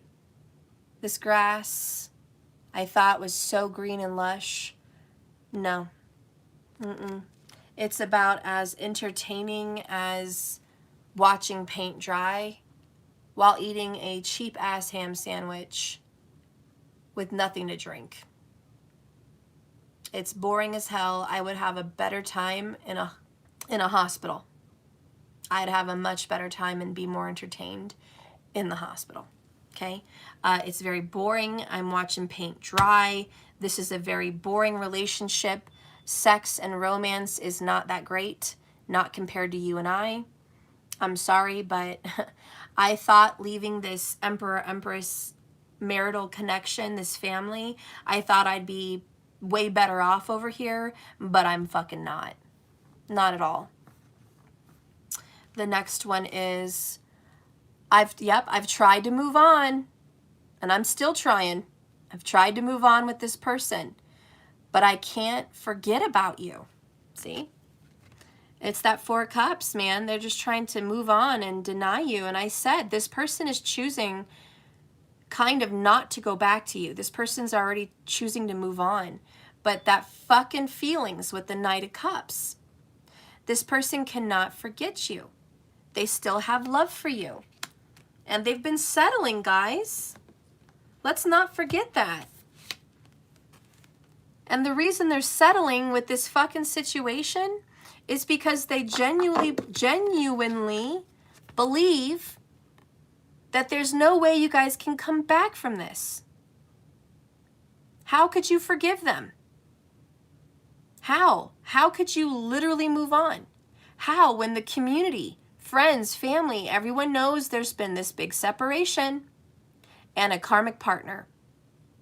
How? How can you guys come back from that? And that's why this person is sabotaging and second-guessing themselves. All the while secretly loving you, having emotions for you and feelings for you.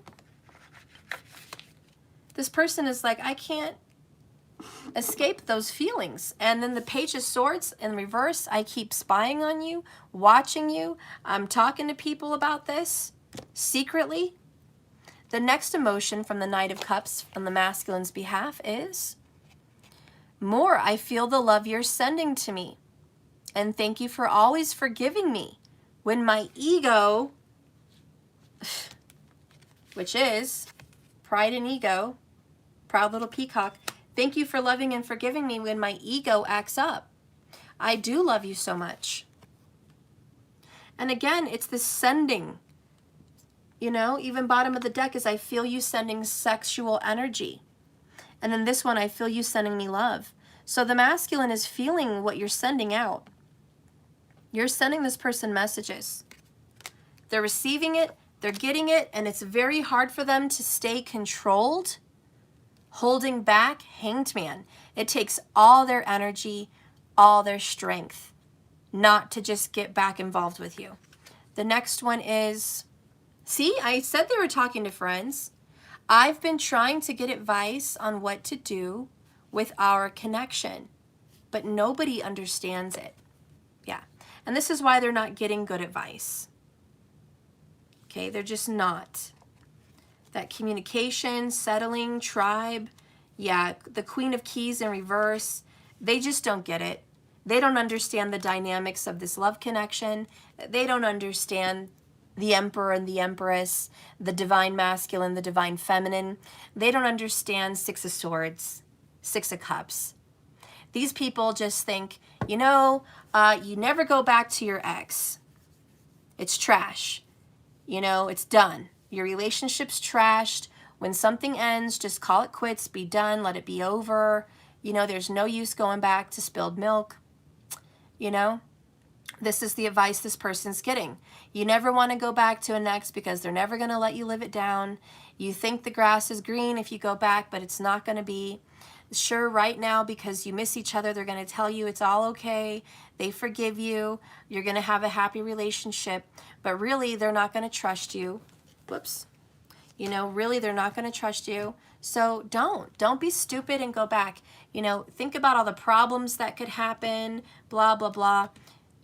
All of it's horse shit, cat shit, dog shit, fucking cow shit, just a big pile of shit. It's all a big pile of shit. Because the Empress is like, I've already forgiven you. I'm on a spiritual journey. This is a spiritual lesson.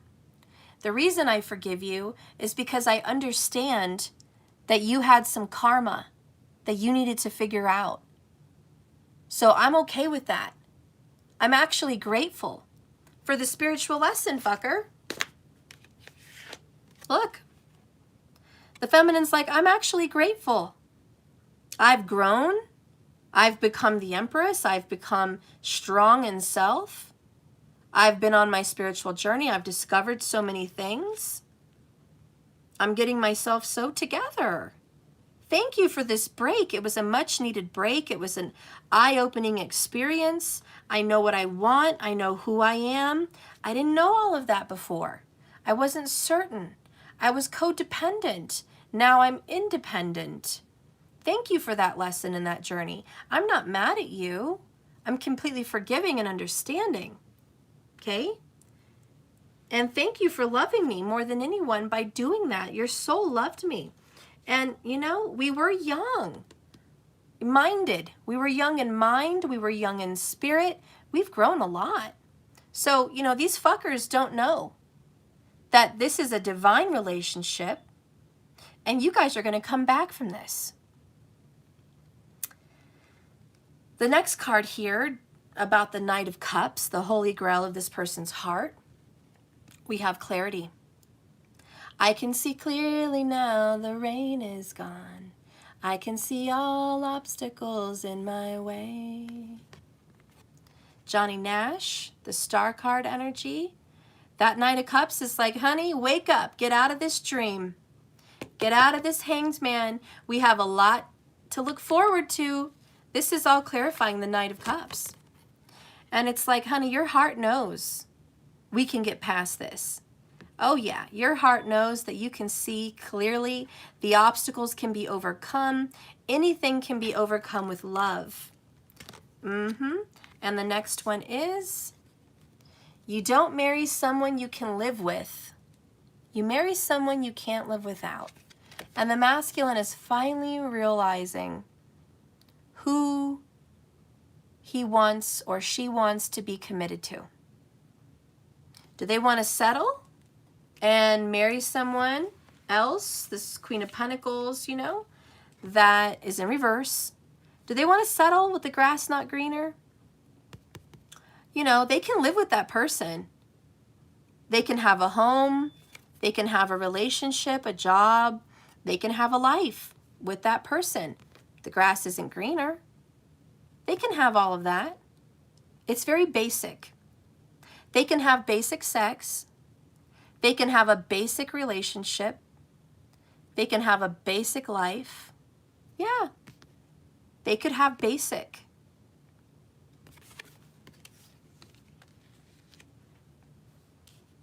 Do you want basic? Do you want a $6 bottle of wine? Or do you want the good stuff? You want that 20-year-old $300 bottle of wine? Because this is basic. This is white Zin out of a box. Sure, it tastes good, and I enjoy white Zin out of a box many times. But when somebody cracks open a nice bottle of wonderful wine and it is on point, I just need one glass. one glass and I am feeling good. I am feeling relaxed. I'm feeling lovely. It's delicious. And I'm just like, yeah. But with white Zen, I need about 5 glasses. Even then, it's a little bit of a buzz. You know what I mean? And this person who's settling, this one karmic will never be enough. They need to go dabble. They need to go dabble in this punani over here and that punani over there. And, you know, they need to get involved in, you know, this little time over here and this little good time over here. You know, just to make this last. You know, this person's like, yeah, you know, we can have babies and get married, but I'm going to fuck around. I'm going to go get a little happy hour somewhere else. Or I'm going to go hit up, you know, the Twitter or whatever, the fucking social medias. I'm going to go hit up the porn sites. Okay, I might even hit up the rerun reel while we're doing it, thinking about my divine. Oh yeah, I hit up the rerun reel for the divine. That's the Knight of Cups. That's the guilt, 9 of Swords, secrets. Whenever this person gets intimate with the karmic, they're hitting up rerun reels in their head about the Empress. And that's about the only thing that can help get this person off with this other person, because they're not very attractive. They're clingy, they're bitchy, they're insecure, they're not as valuable, they don't have their shit together. They're not an Empress. You know, they don't make as much money as the Empress. They're not as pretty as the Empress. They're not as sweet as the Empress. They're not as warm as the Empress. They're not as good of a mother as the Empress. They're not as good as a lover as the Empress. I mean, this is all settling. The masculine's like, I'm just going to settle. And the karmic is like, so what? So what? At least I get him. Or at least I get her. I get the masculine. You know, you guys don't get shit. So I get this person. Honey, didn't you ever hear? It's not where they're at. It's where they want to be. You may have this person's physical body, but you'll never have their soul. You'll never have their heart. Their heart belongs elsewhere.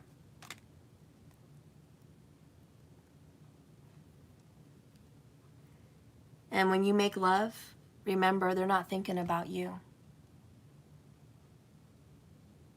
And when you're watching that sunset together, they're not happy to be there with you. They're thinking, why are they not there without their feminine? Or with their feminine? And when they look up at the stars at night, they're not thinking about how beautiful your eyes are. They're thinking about, I miss my feminine. So believe me, it's not where they're at. It's where they want to be. And that's what Spirit's trying to wake this person up to with the Sun and the Hanged Man. Now, the Sun heralds in a positive outcome, that all your good plans and intentions will see through. So let's read that.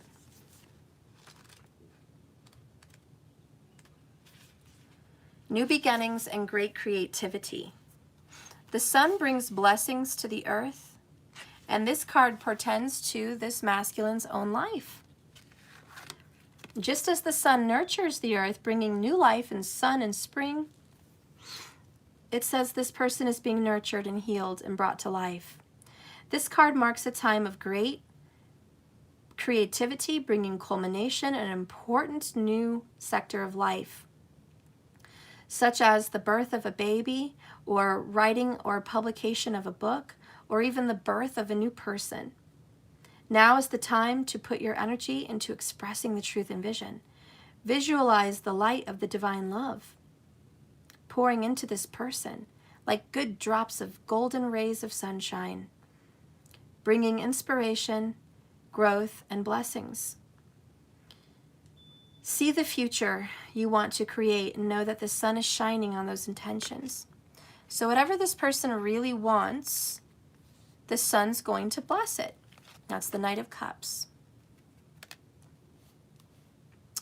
Now we're going to read patience, because that's been like the biggest message today. Have patience with this person. Something is changing unbeknownst to you.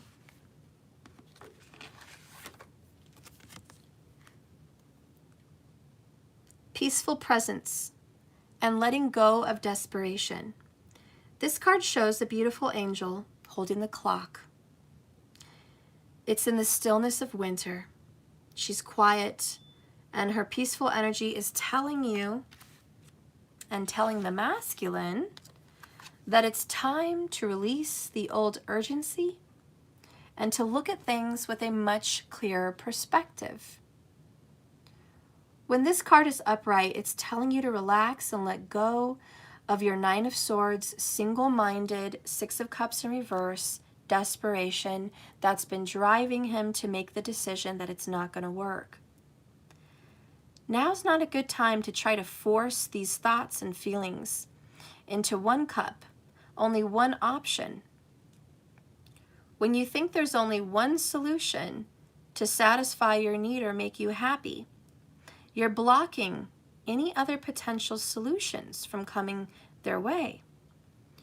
The masculine is needing to let go of anxiety and become flexible.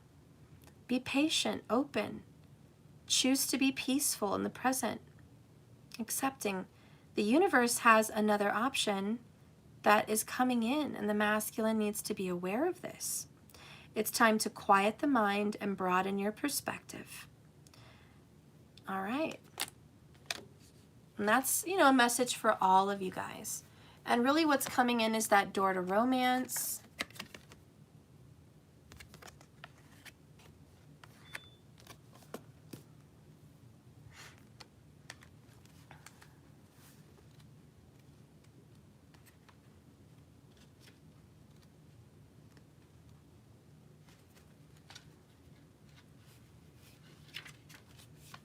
When the Healer of the Ages shows up in a reading reversed,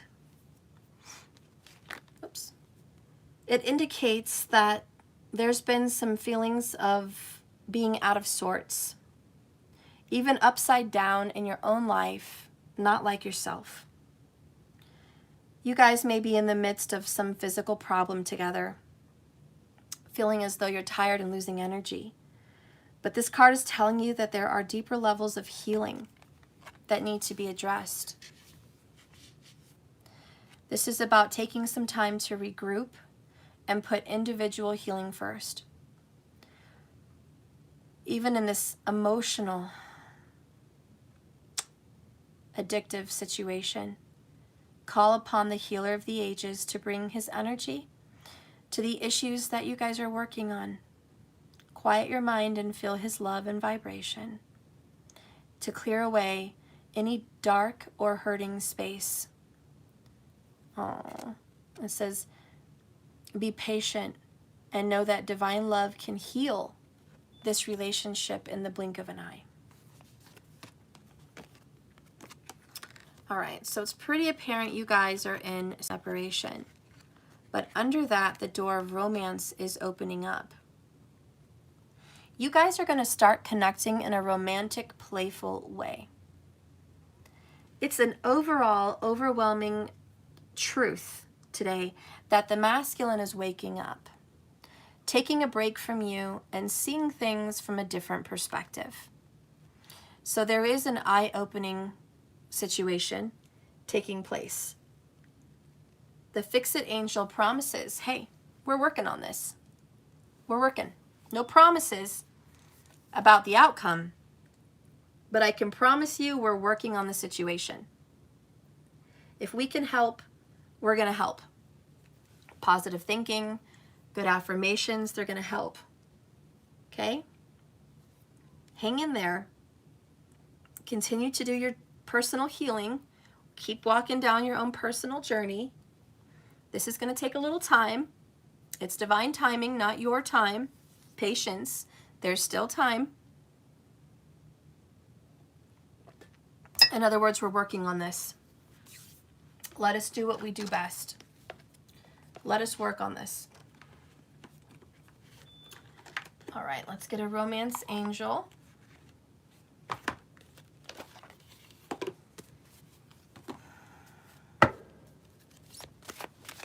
Spirit, what do you want to say about this for the people watching me today?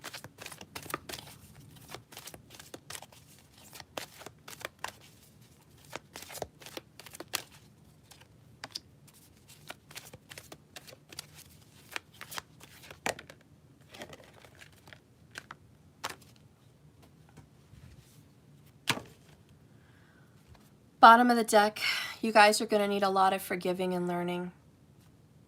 And it may not be from your part watching me. It may be from your partner's end. They need to do a lot of forgiving and learning. Okay? This is why you need patience. As someone releases and heals the past, they will experience more love in today's current moment. So somebody needs that. Okay? Under that, love yourself first. This makes you way more attractive. And under that, stay optimistic about your love life. Positive thinking and faith will bring you this romance. Wow, guys. That's the truth under everything. Then the other one that wants to pop up, and again, it's this constant talk to your friends. Let your friends help you. Accept for and accept support from others. And sometimes, guys, it's not like your actual friends. Because remember earlier, it's like I do get advice from people, but they don't understand our connection. So sometimes friends are not the greatest. Sometimes this means YouTube people, courses, advice, self-help videos, healing meditations, affirmations, positive thinking and manifestation videos. Those are those kinds of friends that are really not, they don't know you personally, but they are your friend because they want to help you. So this is get help from all those kinds of videos. Get help from books. Get help from priests, pastors, spiritual people, gurus that can help heal you. Ascended masters, guides, those are the people that can reach out and help heal the energy. Next, we have playfulness. To recapture the romance between you and this person is really important.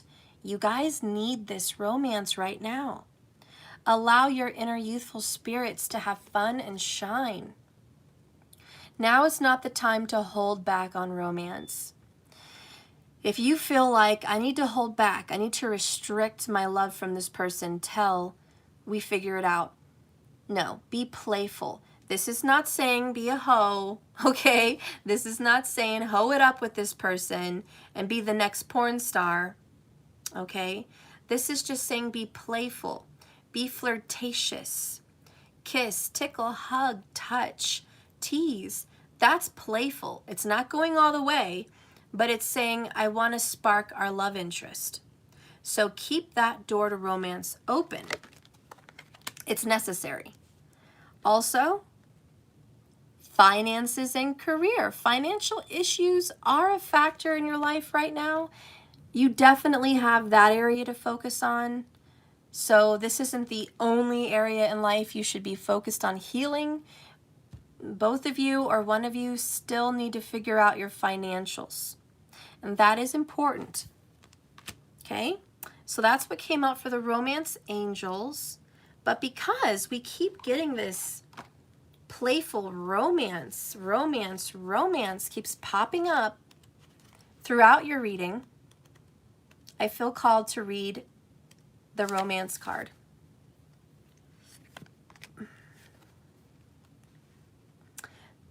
You guys are going to get a new beginning in love together. It's like foreseen. So listen, I know you want more love in this relationship. Or maybe you just want more love, period. This is a door that opens your heart to a new beginning in that experience. Number 33. If there's been an area of your life that's been dry for a while, it's been romance.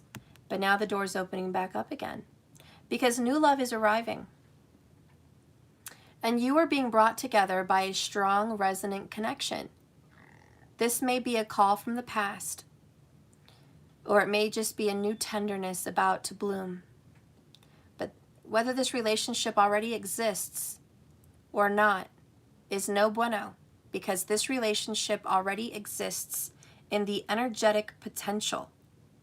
So when this card appears in your spread, make sure you are projecting the kind of self-loving energy that you want to receive from your person. Be aware that the universe returns your self-caring treatment back to you. It's an open door, but are you ready to open it? Are you?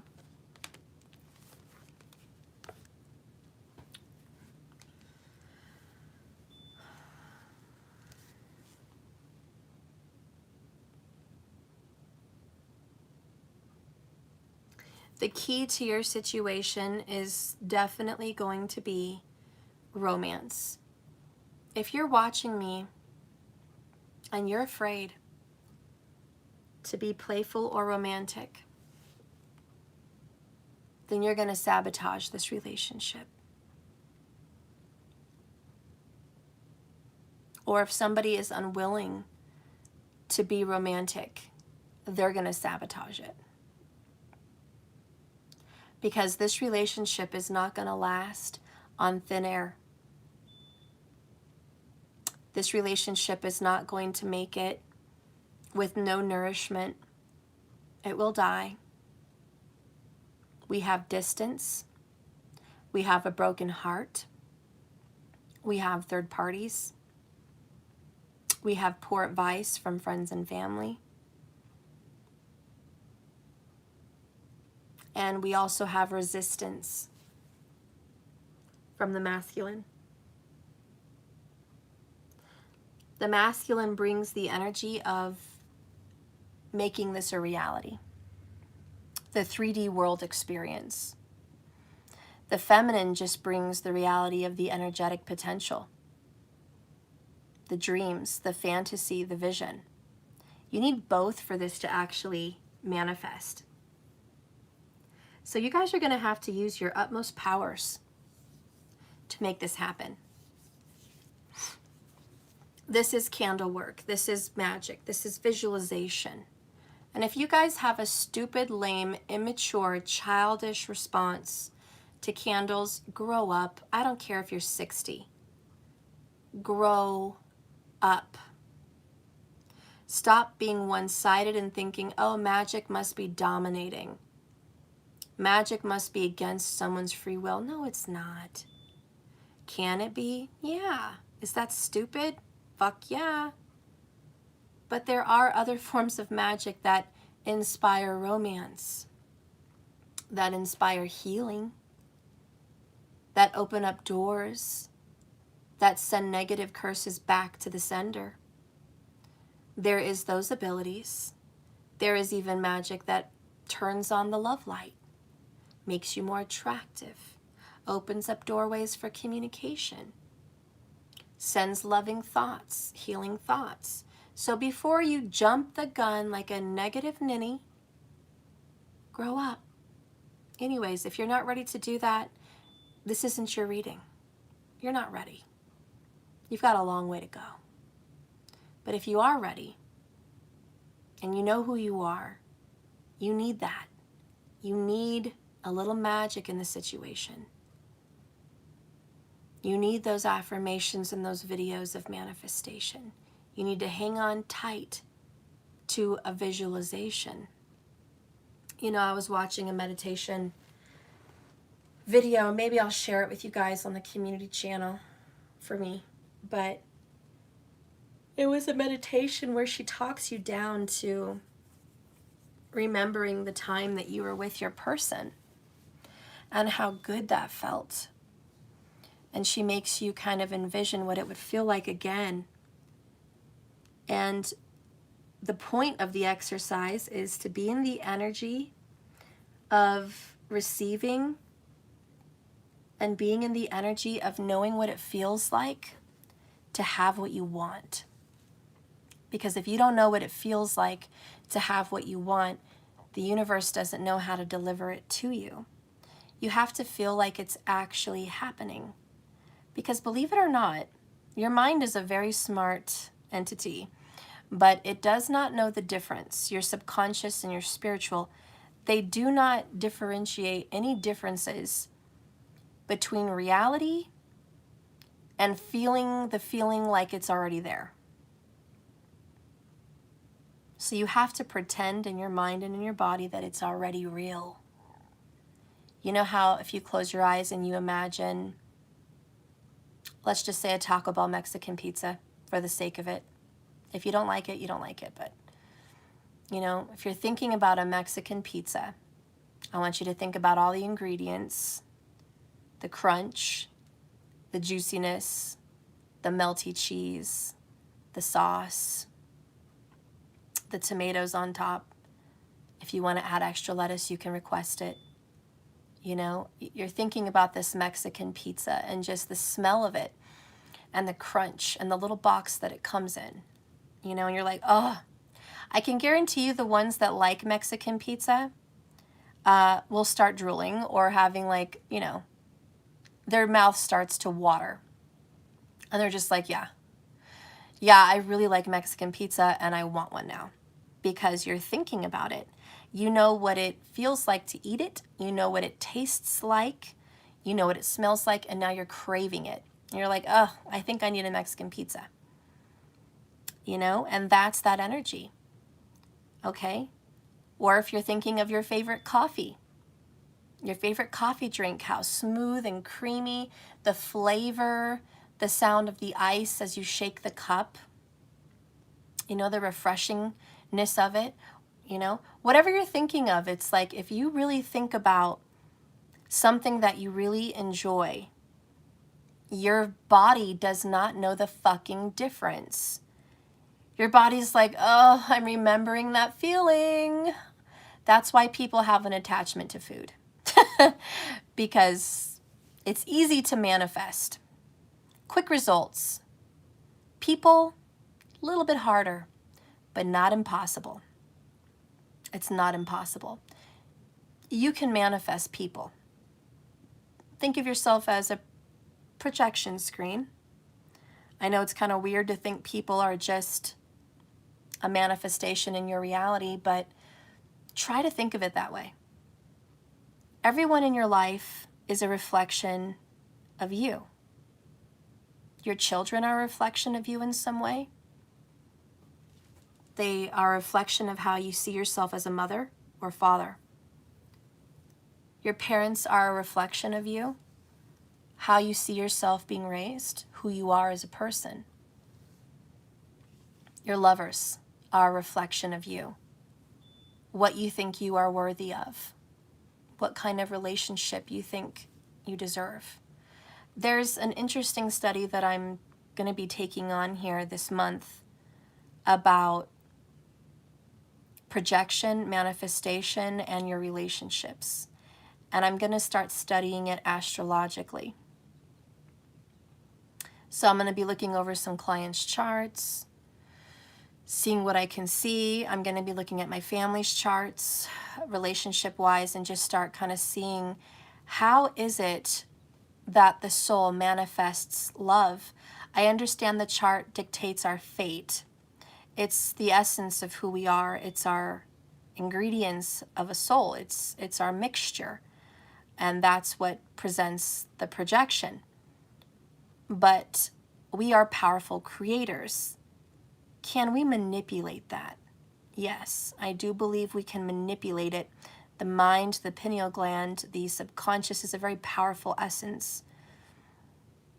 It's measurable in science. When people die, they lose a certain percentage of weight. When that person passes, there's something that leaves the body. That piece of the puzzle, that particular essence, is permanent. It's universal. It's the essence of light and creation. It's what makes the whole thing tick. And that is the power source that creates that little piece. And so I do believe that we can manipulate our projection, the power of assumption, the law of attraction, We are creators, and I think I think we underestimate our own abilities. So anyways, your mind, your moon is the powerful energy source. I want you to look at your moon chart, the D4, and take a look in there. That represents how you think. Look in the first house in the D4. What zodiac sign is in the ascendant? Is there any planets there affecting it?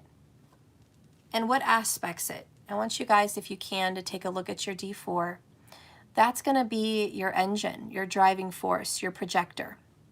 Is it broken? Does it need repair? What's going on? What mantras do you need? What affirmations, visualizations? What drives your mind? Work with it. See what you can do to kind of tweak and fix the machine of your mind. Because everyone has a different mind, you know? So look at your moon. And your moon sign, obviously, is going to be the ascendant in your D4. So look at your moon sign. Please check Vedic. I think that's really important. They don't have divisional charts in tropical. So it really benefits you to see it in Vedic. You can Google search Vault of the Heavens, Lahiri Ayanamsha, and then put your time of birth and all that. Please choose the North Indian. You're going to get confused with the South Indian. That's the next level, okay? That's a little bit more difficult. So anyways, where was I at? Projection, projection, projection. So what you think about, you bring about.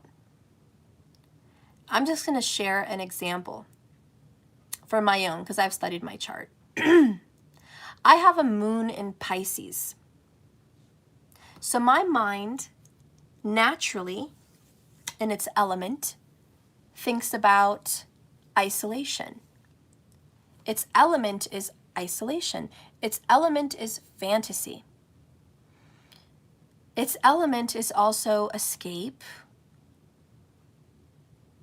endings, death and rebirth, spiritual connection, fantasies.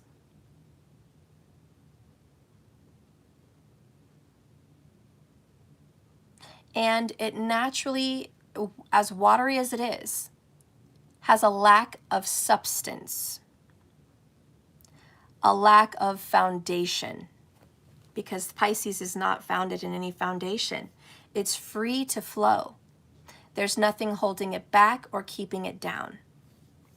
It's the fish. And it swims freely in the ocean. So it can go up, down, all around. It's not tied or bound to anything. So my mind in relationships, just descriptive here, naturally has an essence of being single or uncommitted or uncommittal. It naturally has the inclination to go towards fantasy and lack of foundation or commitment. That's where my mind's essence is. And what you think about, you bring about, and this is how you project. If I want to tweak my mind into being grounded, committed, stable, I have to work at it really hard. And that's where you look 7 houses away from the moon. What is it aspecting? Well, mine would be aspecting Virgo. Virgo represents hard work, dedication, schedule, regimen, health. So I automatically know to tweak my projection, I need to meditate. I need to change my diet. I need to get more tuned into a healthier schedule, committed schedule. I have to continuously do affirmations, visualization work, write things down on paper, and have a physical vision board. That's what I need to do to tweak my perspective, okay? So when you have a Pisces moon, you see that's how you tweak your projection screen. What I see and bring about and manifest, I need to tweak it. Now think about yours. Let's see, a vice versa example. Let's say you have a moon in Virgo. If you have a moon in Virgo, then the way your mind naturally thinks and is, and its essence, is reality. Hard work, Vision board, manifestation, meditation, everything I said I needed to do is your natural essence. You can do journaling, you can do vision board, you can do candle work, you can meditate, ground, you can do yoga, you can be committed. Your relationships are probably very real, very committed, but maybe very lacking in spiritual luster, in fantasy, very lacking as far as depth of the soul. So your relationships feel very on the surface. Like you're only scratching the surface of someone. You really don't have the depth of their soul. And so if you want to project that relationship differently, you have to look 7 houses away from you, which is Pisces. And that's where you have to do mantras, musical inclination, sleep hypnosis, lots of sleep videos to fall asleep to with the headphones, hypnosis work, I already said that, I'm repeating myself, tantric meditation, Kama Sutra, poetry, fantasy, fetishes. You would have to work really hard on fantasizing what your mind would automatically think is unrealistic. You would say to yourself, that's not reality. That's never going to happen. That's completely unrealistic. I don't even want to think about a fantasy because it's not real. I want to be in the now. I want to be in the here. I want to see what's in front of me. That's real. But in order to have the depth that you want, you have to go there. And so you would have to think outside of your box and separate from what's comfortable for you. You see? That's how you would change your projection.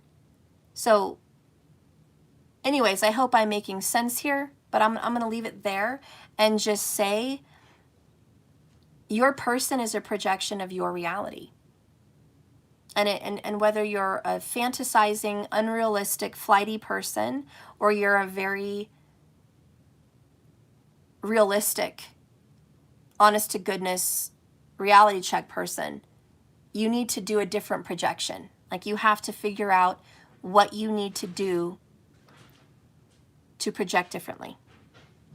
Sumo!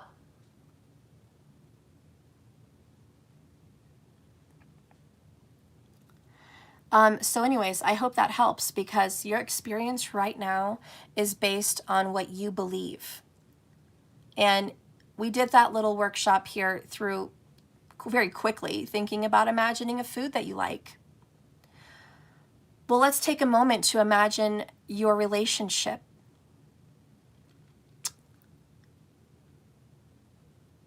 Okay, I want you to imagine being with your person. They're in front of you. They're right there. They're in your presence right now. How would that feel? Would your breath be taken away? Would you have butterflies? Would you feel nervous? Would you cry? Would you feel happy? What would that feel like? Would you want to give them a hug? Would you want to kiss them? Would you want to hold their hand? What would it be? They're right there, right now in front of you. Think about that. Also, think about if they were in the house with you right now or wherever you're at. You're in one room, they're in the kitchen or the bedroom or they're in the shower or they're somewhere. What would that feel like?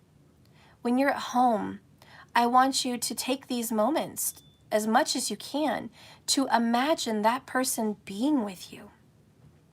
When you're cooking in the kitchen, I want you to feel like that person's cooking right there with you. What would that feel like? When you're in the shower, I want you to imagine that person downstairs doing something or around you or maybe in the shower with you. What would that person be doing in your presence? And I want you to really feel that and go there. Also, if you're like needing communication and you get that text, you hear ding, and it's them, and you see their name and you see their picture and they give you a loving message, how does that make you feel? Do you just take a big deep breath and go, oh, yes, yes, they contacted me. Oh my God. And you get all excited. You're just like, oh my God, they contacted me. Oh my God. You know, oh my God, they miss me. Oh my God, they want to see me. They want to see me. They, you know, imagine that excitement. Go back to that moment, because those are the feelings you need to feel all the time. And I know it's hard, but those are the feelings you have to feel all the time. So when you catch yourself manifesting, they're not calling me, they're blocking me, they don't want to talk to me, they're stuck in their relationship, they're frustrated, they're pulling away, that's your projection. And you're creating that reality, and you're creating that response. When you send a message out in desperation and you're thinking, they're probably not going to text me back, or if they do text me back, they're going to tell me we can't be texting or we can't do this. That's your projection, and that's what's going to happen.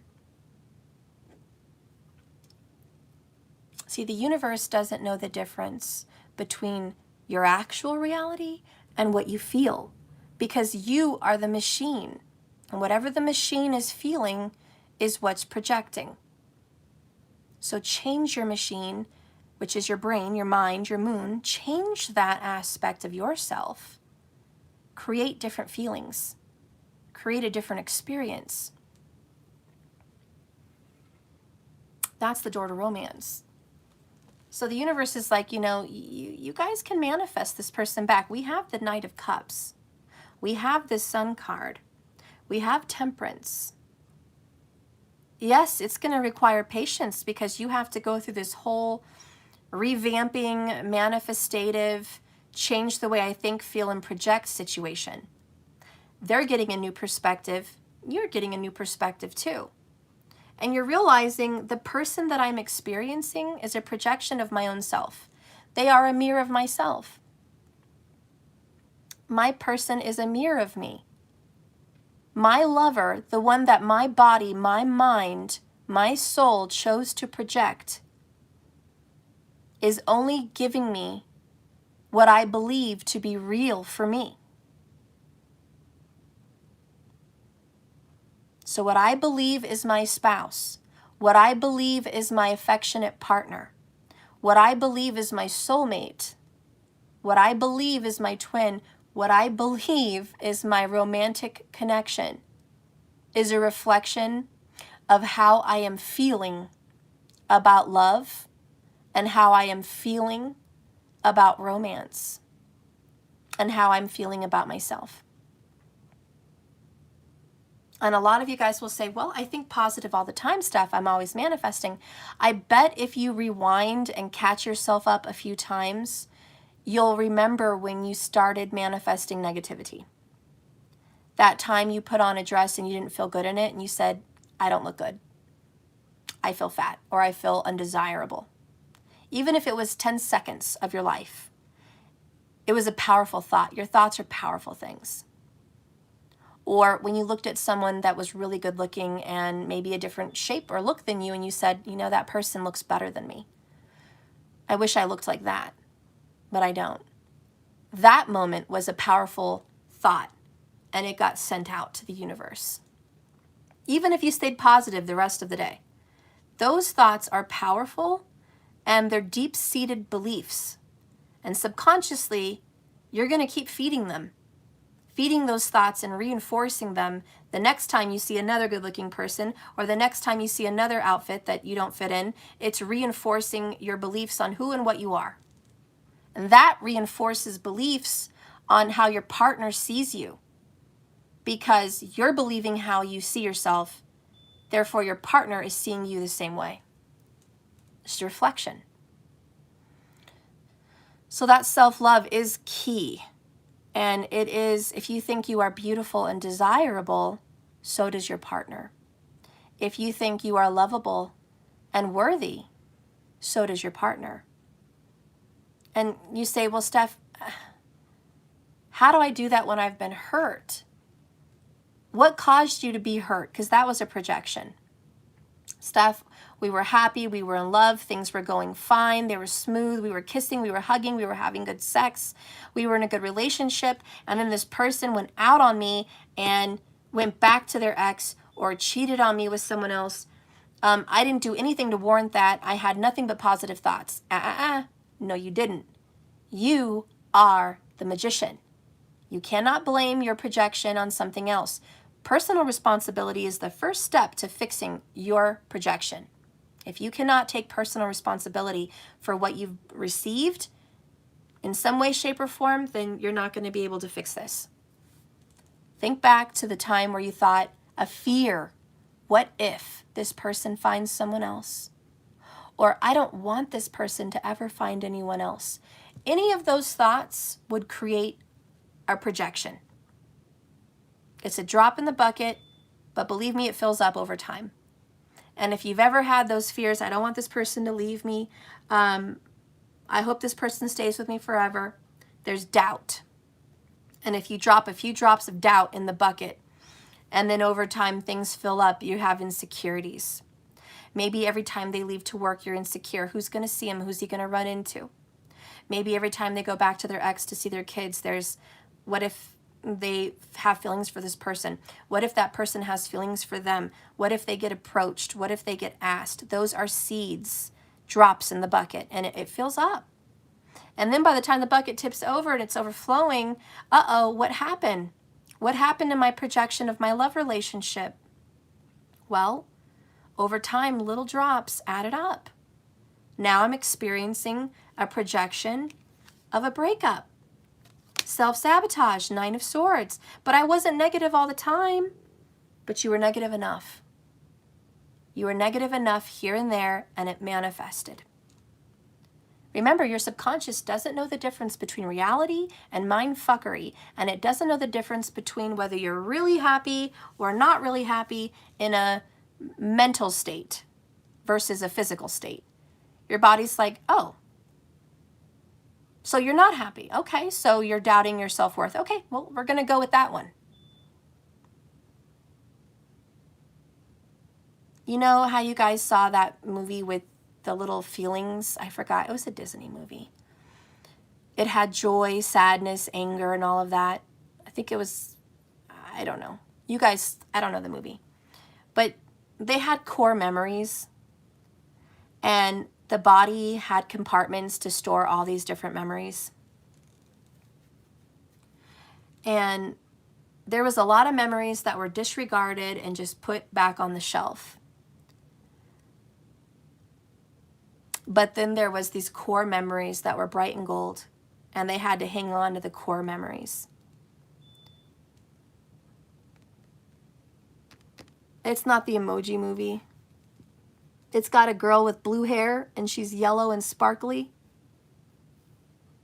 Anyways, Inside Out, thank you. Inside Out. Well, the core memories got stored and other memories got disregarded, and I really feel like core memories is what your projection screen works off of. So think about, what are your core memories with someone? Because if a core memory happens to be doubt, it stays. No matter how many billions of other memories are made, the core memory is strong. If you have a core memory or a core feeling, let's just call it a core belief, a core feeling that you're unchosen, maybe in a past relationship, maybe in a past life. But if your soul has a core memory or belief or feeling of being unchosen, it sticks around no matter how many other millions of fucking beliefs and feelings come in. And that's where the work begins. What are your core? And that's why I said, look at your moon, because your moon has the core. My core would be isolation, loneliness, escape, death, rebirth, you know, a lack of foundation, a lack of commitment, because Pisces fish are free. They're not committed. They're not tied down to anything. So I have a core belief and feeling. And that's past life. That's just who I am at the core. And it doesn't matter how many things I want to manifest and believe and, you know, drops in the bucket. It's like, if I have a core belief, I got to fucking tackle that bitch. I have to restructure my mind. And that takes training. So anyways, we are projectors. I hope you guys can kind of figure out what's going on with your core and your beliefs and your structure of where your mind goes, has a tendency to go. I hope you can master that. I hope you can overcome it, okay? I won't go on and on and on about it, but you know, it doesn't matter how many. You could have a million good memories, but if you have one really bad one and it made you feel defeated, that bad one needs to get removed or replaced with another core memory of what your actual reality is.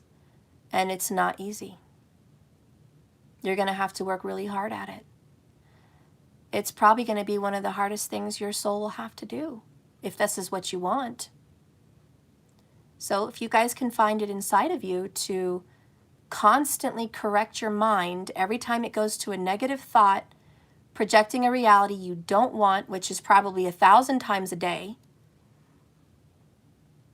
visualizing, doing mantras and beliefs, constant correction about your fears, constant correction about your doubts, constant correction about, nope, this is not my reality.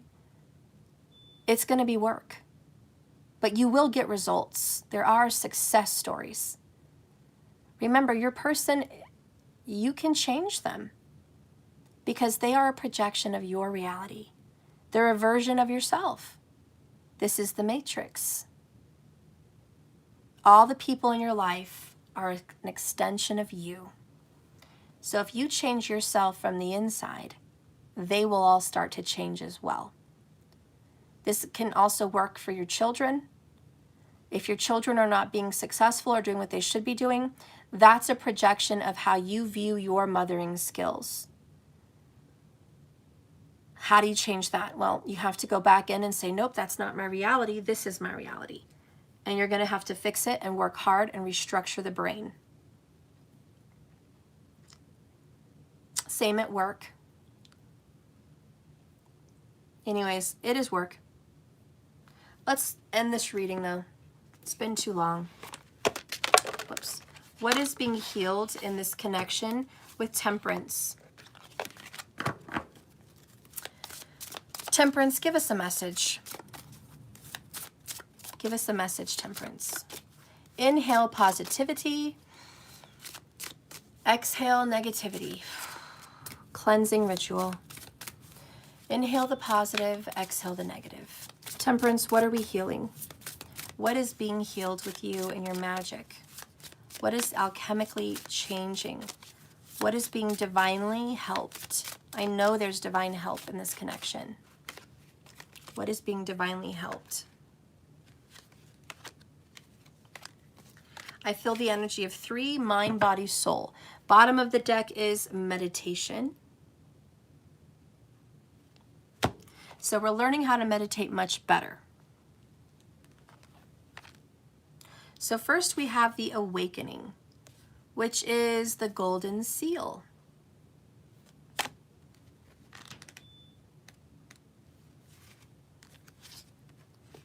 Temperance says, in the mind, I am awakening. The call to rise and rally is sounding along with the power to activate. The strength and tools required for this very inactive energy that someone is trying to undertake. A loosening up of attitudes is being fixed. A softening of rules and conventions and beliefs. Someone is going to be working much harder on this situation. They're not going to be caught sleeping and daydreaming anymore. This is the thing you've been waiting for, the awakening. Someone is looking beyond the surface of something that has held their focus for a long time. This is a positive message for a brighter tomorrow and an increase of finances and resources. I love it. That's the sun. That's the Hanged Man. This person who has had a rigid belief that this is not possible to be fixed is being softened. The energy to be able to help heal the situation because of beliefs is changing. This person who's been daydreaming about fantasies and needs to have more reality, more work. So this Knight of Cups is being more grounded. And there are inner issues that are coming to the surface, which are inner feelings coming up. And so, yeah, the masculine is awakening. So is the feminine. The next one is repair. This is what the Temperance Angel's doing, which ironically is the Fix-It Angel. And we do have repair. So yes, he is fixing this, repairing this connection. This is a time of bringing together more than one element for improvement. Someone might not have all the pieces of information or resources at the moment, but we're going to keep looking. We're going to keep collecting and getting answers and fixing things. If you take more notice of the past and the lessons, they slow you down, but they can also lead to success and a breakthrough. So that's the Hanged Man.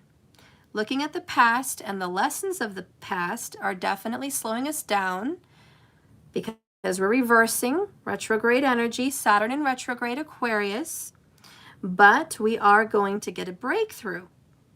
And now things are going to speed up. Now will come a time of completion of karma, and the situation is at the end of a cycle. So I know you guys want to start something new, and there's going to be some change. And you guys should be able to shortly have this fix. Basically, you guys are free to go in any direction you want. We're not forcing anyone. We're just showing people the lessons and the truth of the past. The past is getting brought up, and the past is being healed in this connection. Then we have Mugwort, which is freedom.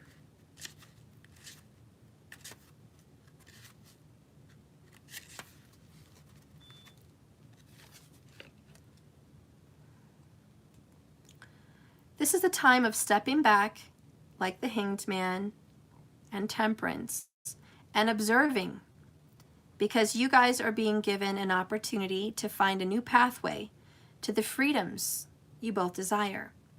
Meditation and divination and visionary practices will help you find and explore this new energy right now. You are both being reminded to take heed of any intuitive hits or messages that either of you may get that maybe have been ignored or maybe just not understood. Now today is the time to trust what you feel inside, what you know to be your personal truth, and take the high road to the freedom that it offers. Remember, what is right for others will not necessarily be right for you. So listen to your heart. Wow. Listen to your heart. And what does your heart tell you?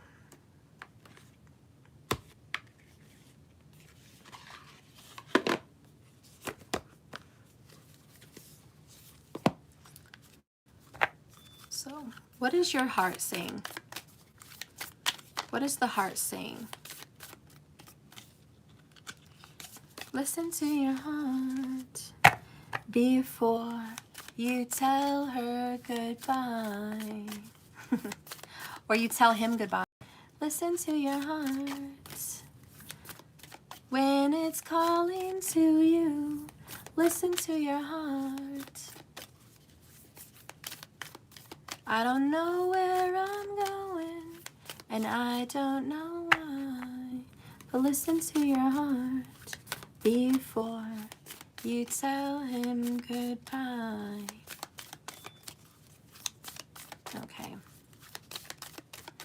What is the heart saying?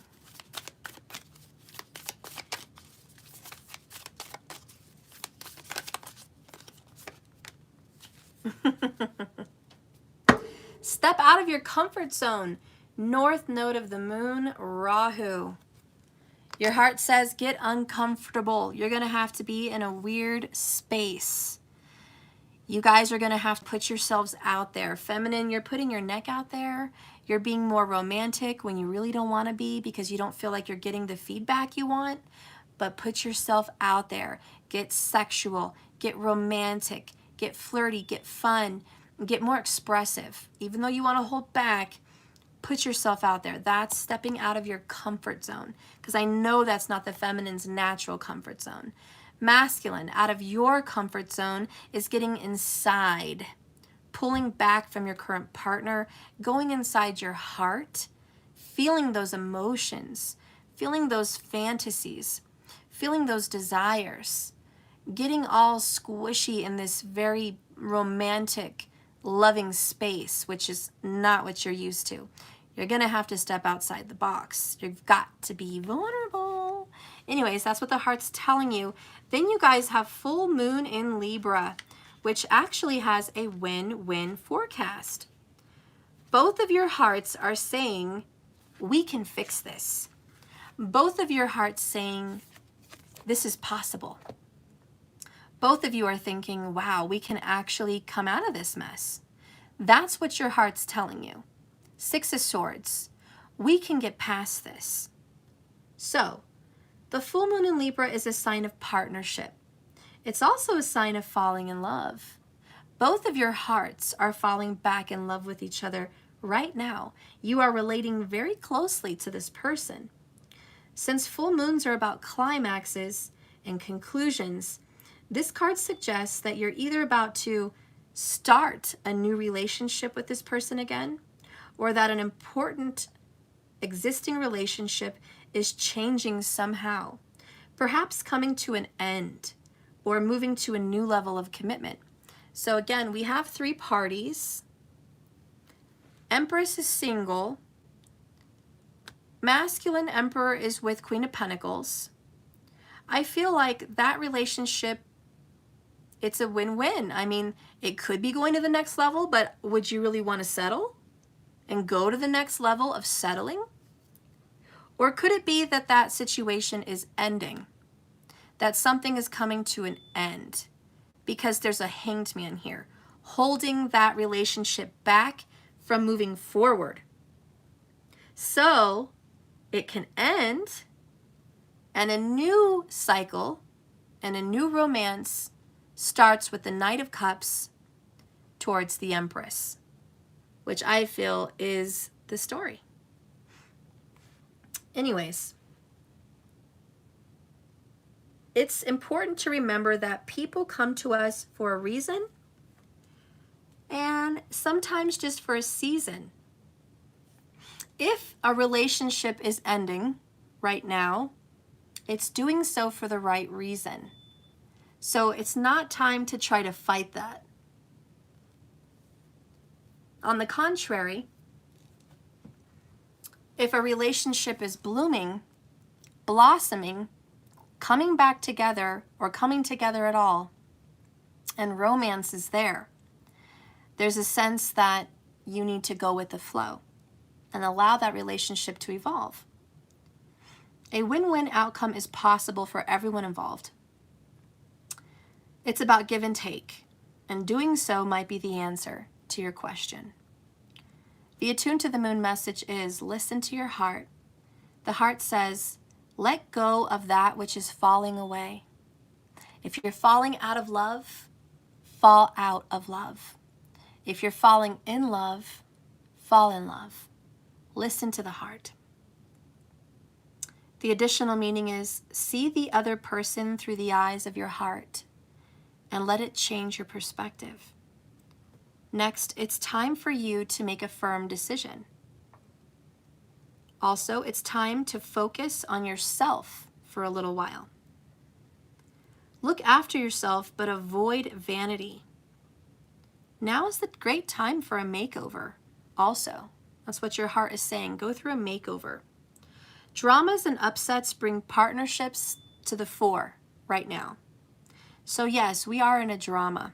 We are in an upset. It's about finding balance between your desires and the people around you. Balance is a very Libran energy, and the full moon brings things to a peak. Libra energy also brings love energy, so negotiations will be easier. Great. So it's a time of communication. It's a time of love. It's a time of romance. It's a time of all good kinds of things. You guys, you know, and this just speaks for itself. Step out of your comfort zone and have faith in your dreams. Balance and spirituality need to be practiced. Okay? Well, that's what your heart says, guys. Love is in the air. Your heart says you guys can get through this. So listen to your heart. Anyways, guys, I'm going to let you go. It's been a beautiful day. What should you focus on your way out? Be careful. It's prickly out there. You might get taunted to go into a fight. That's what I'm hearing.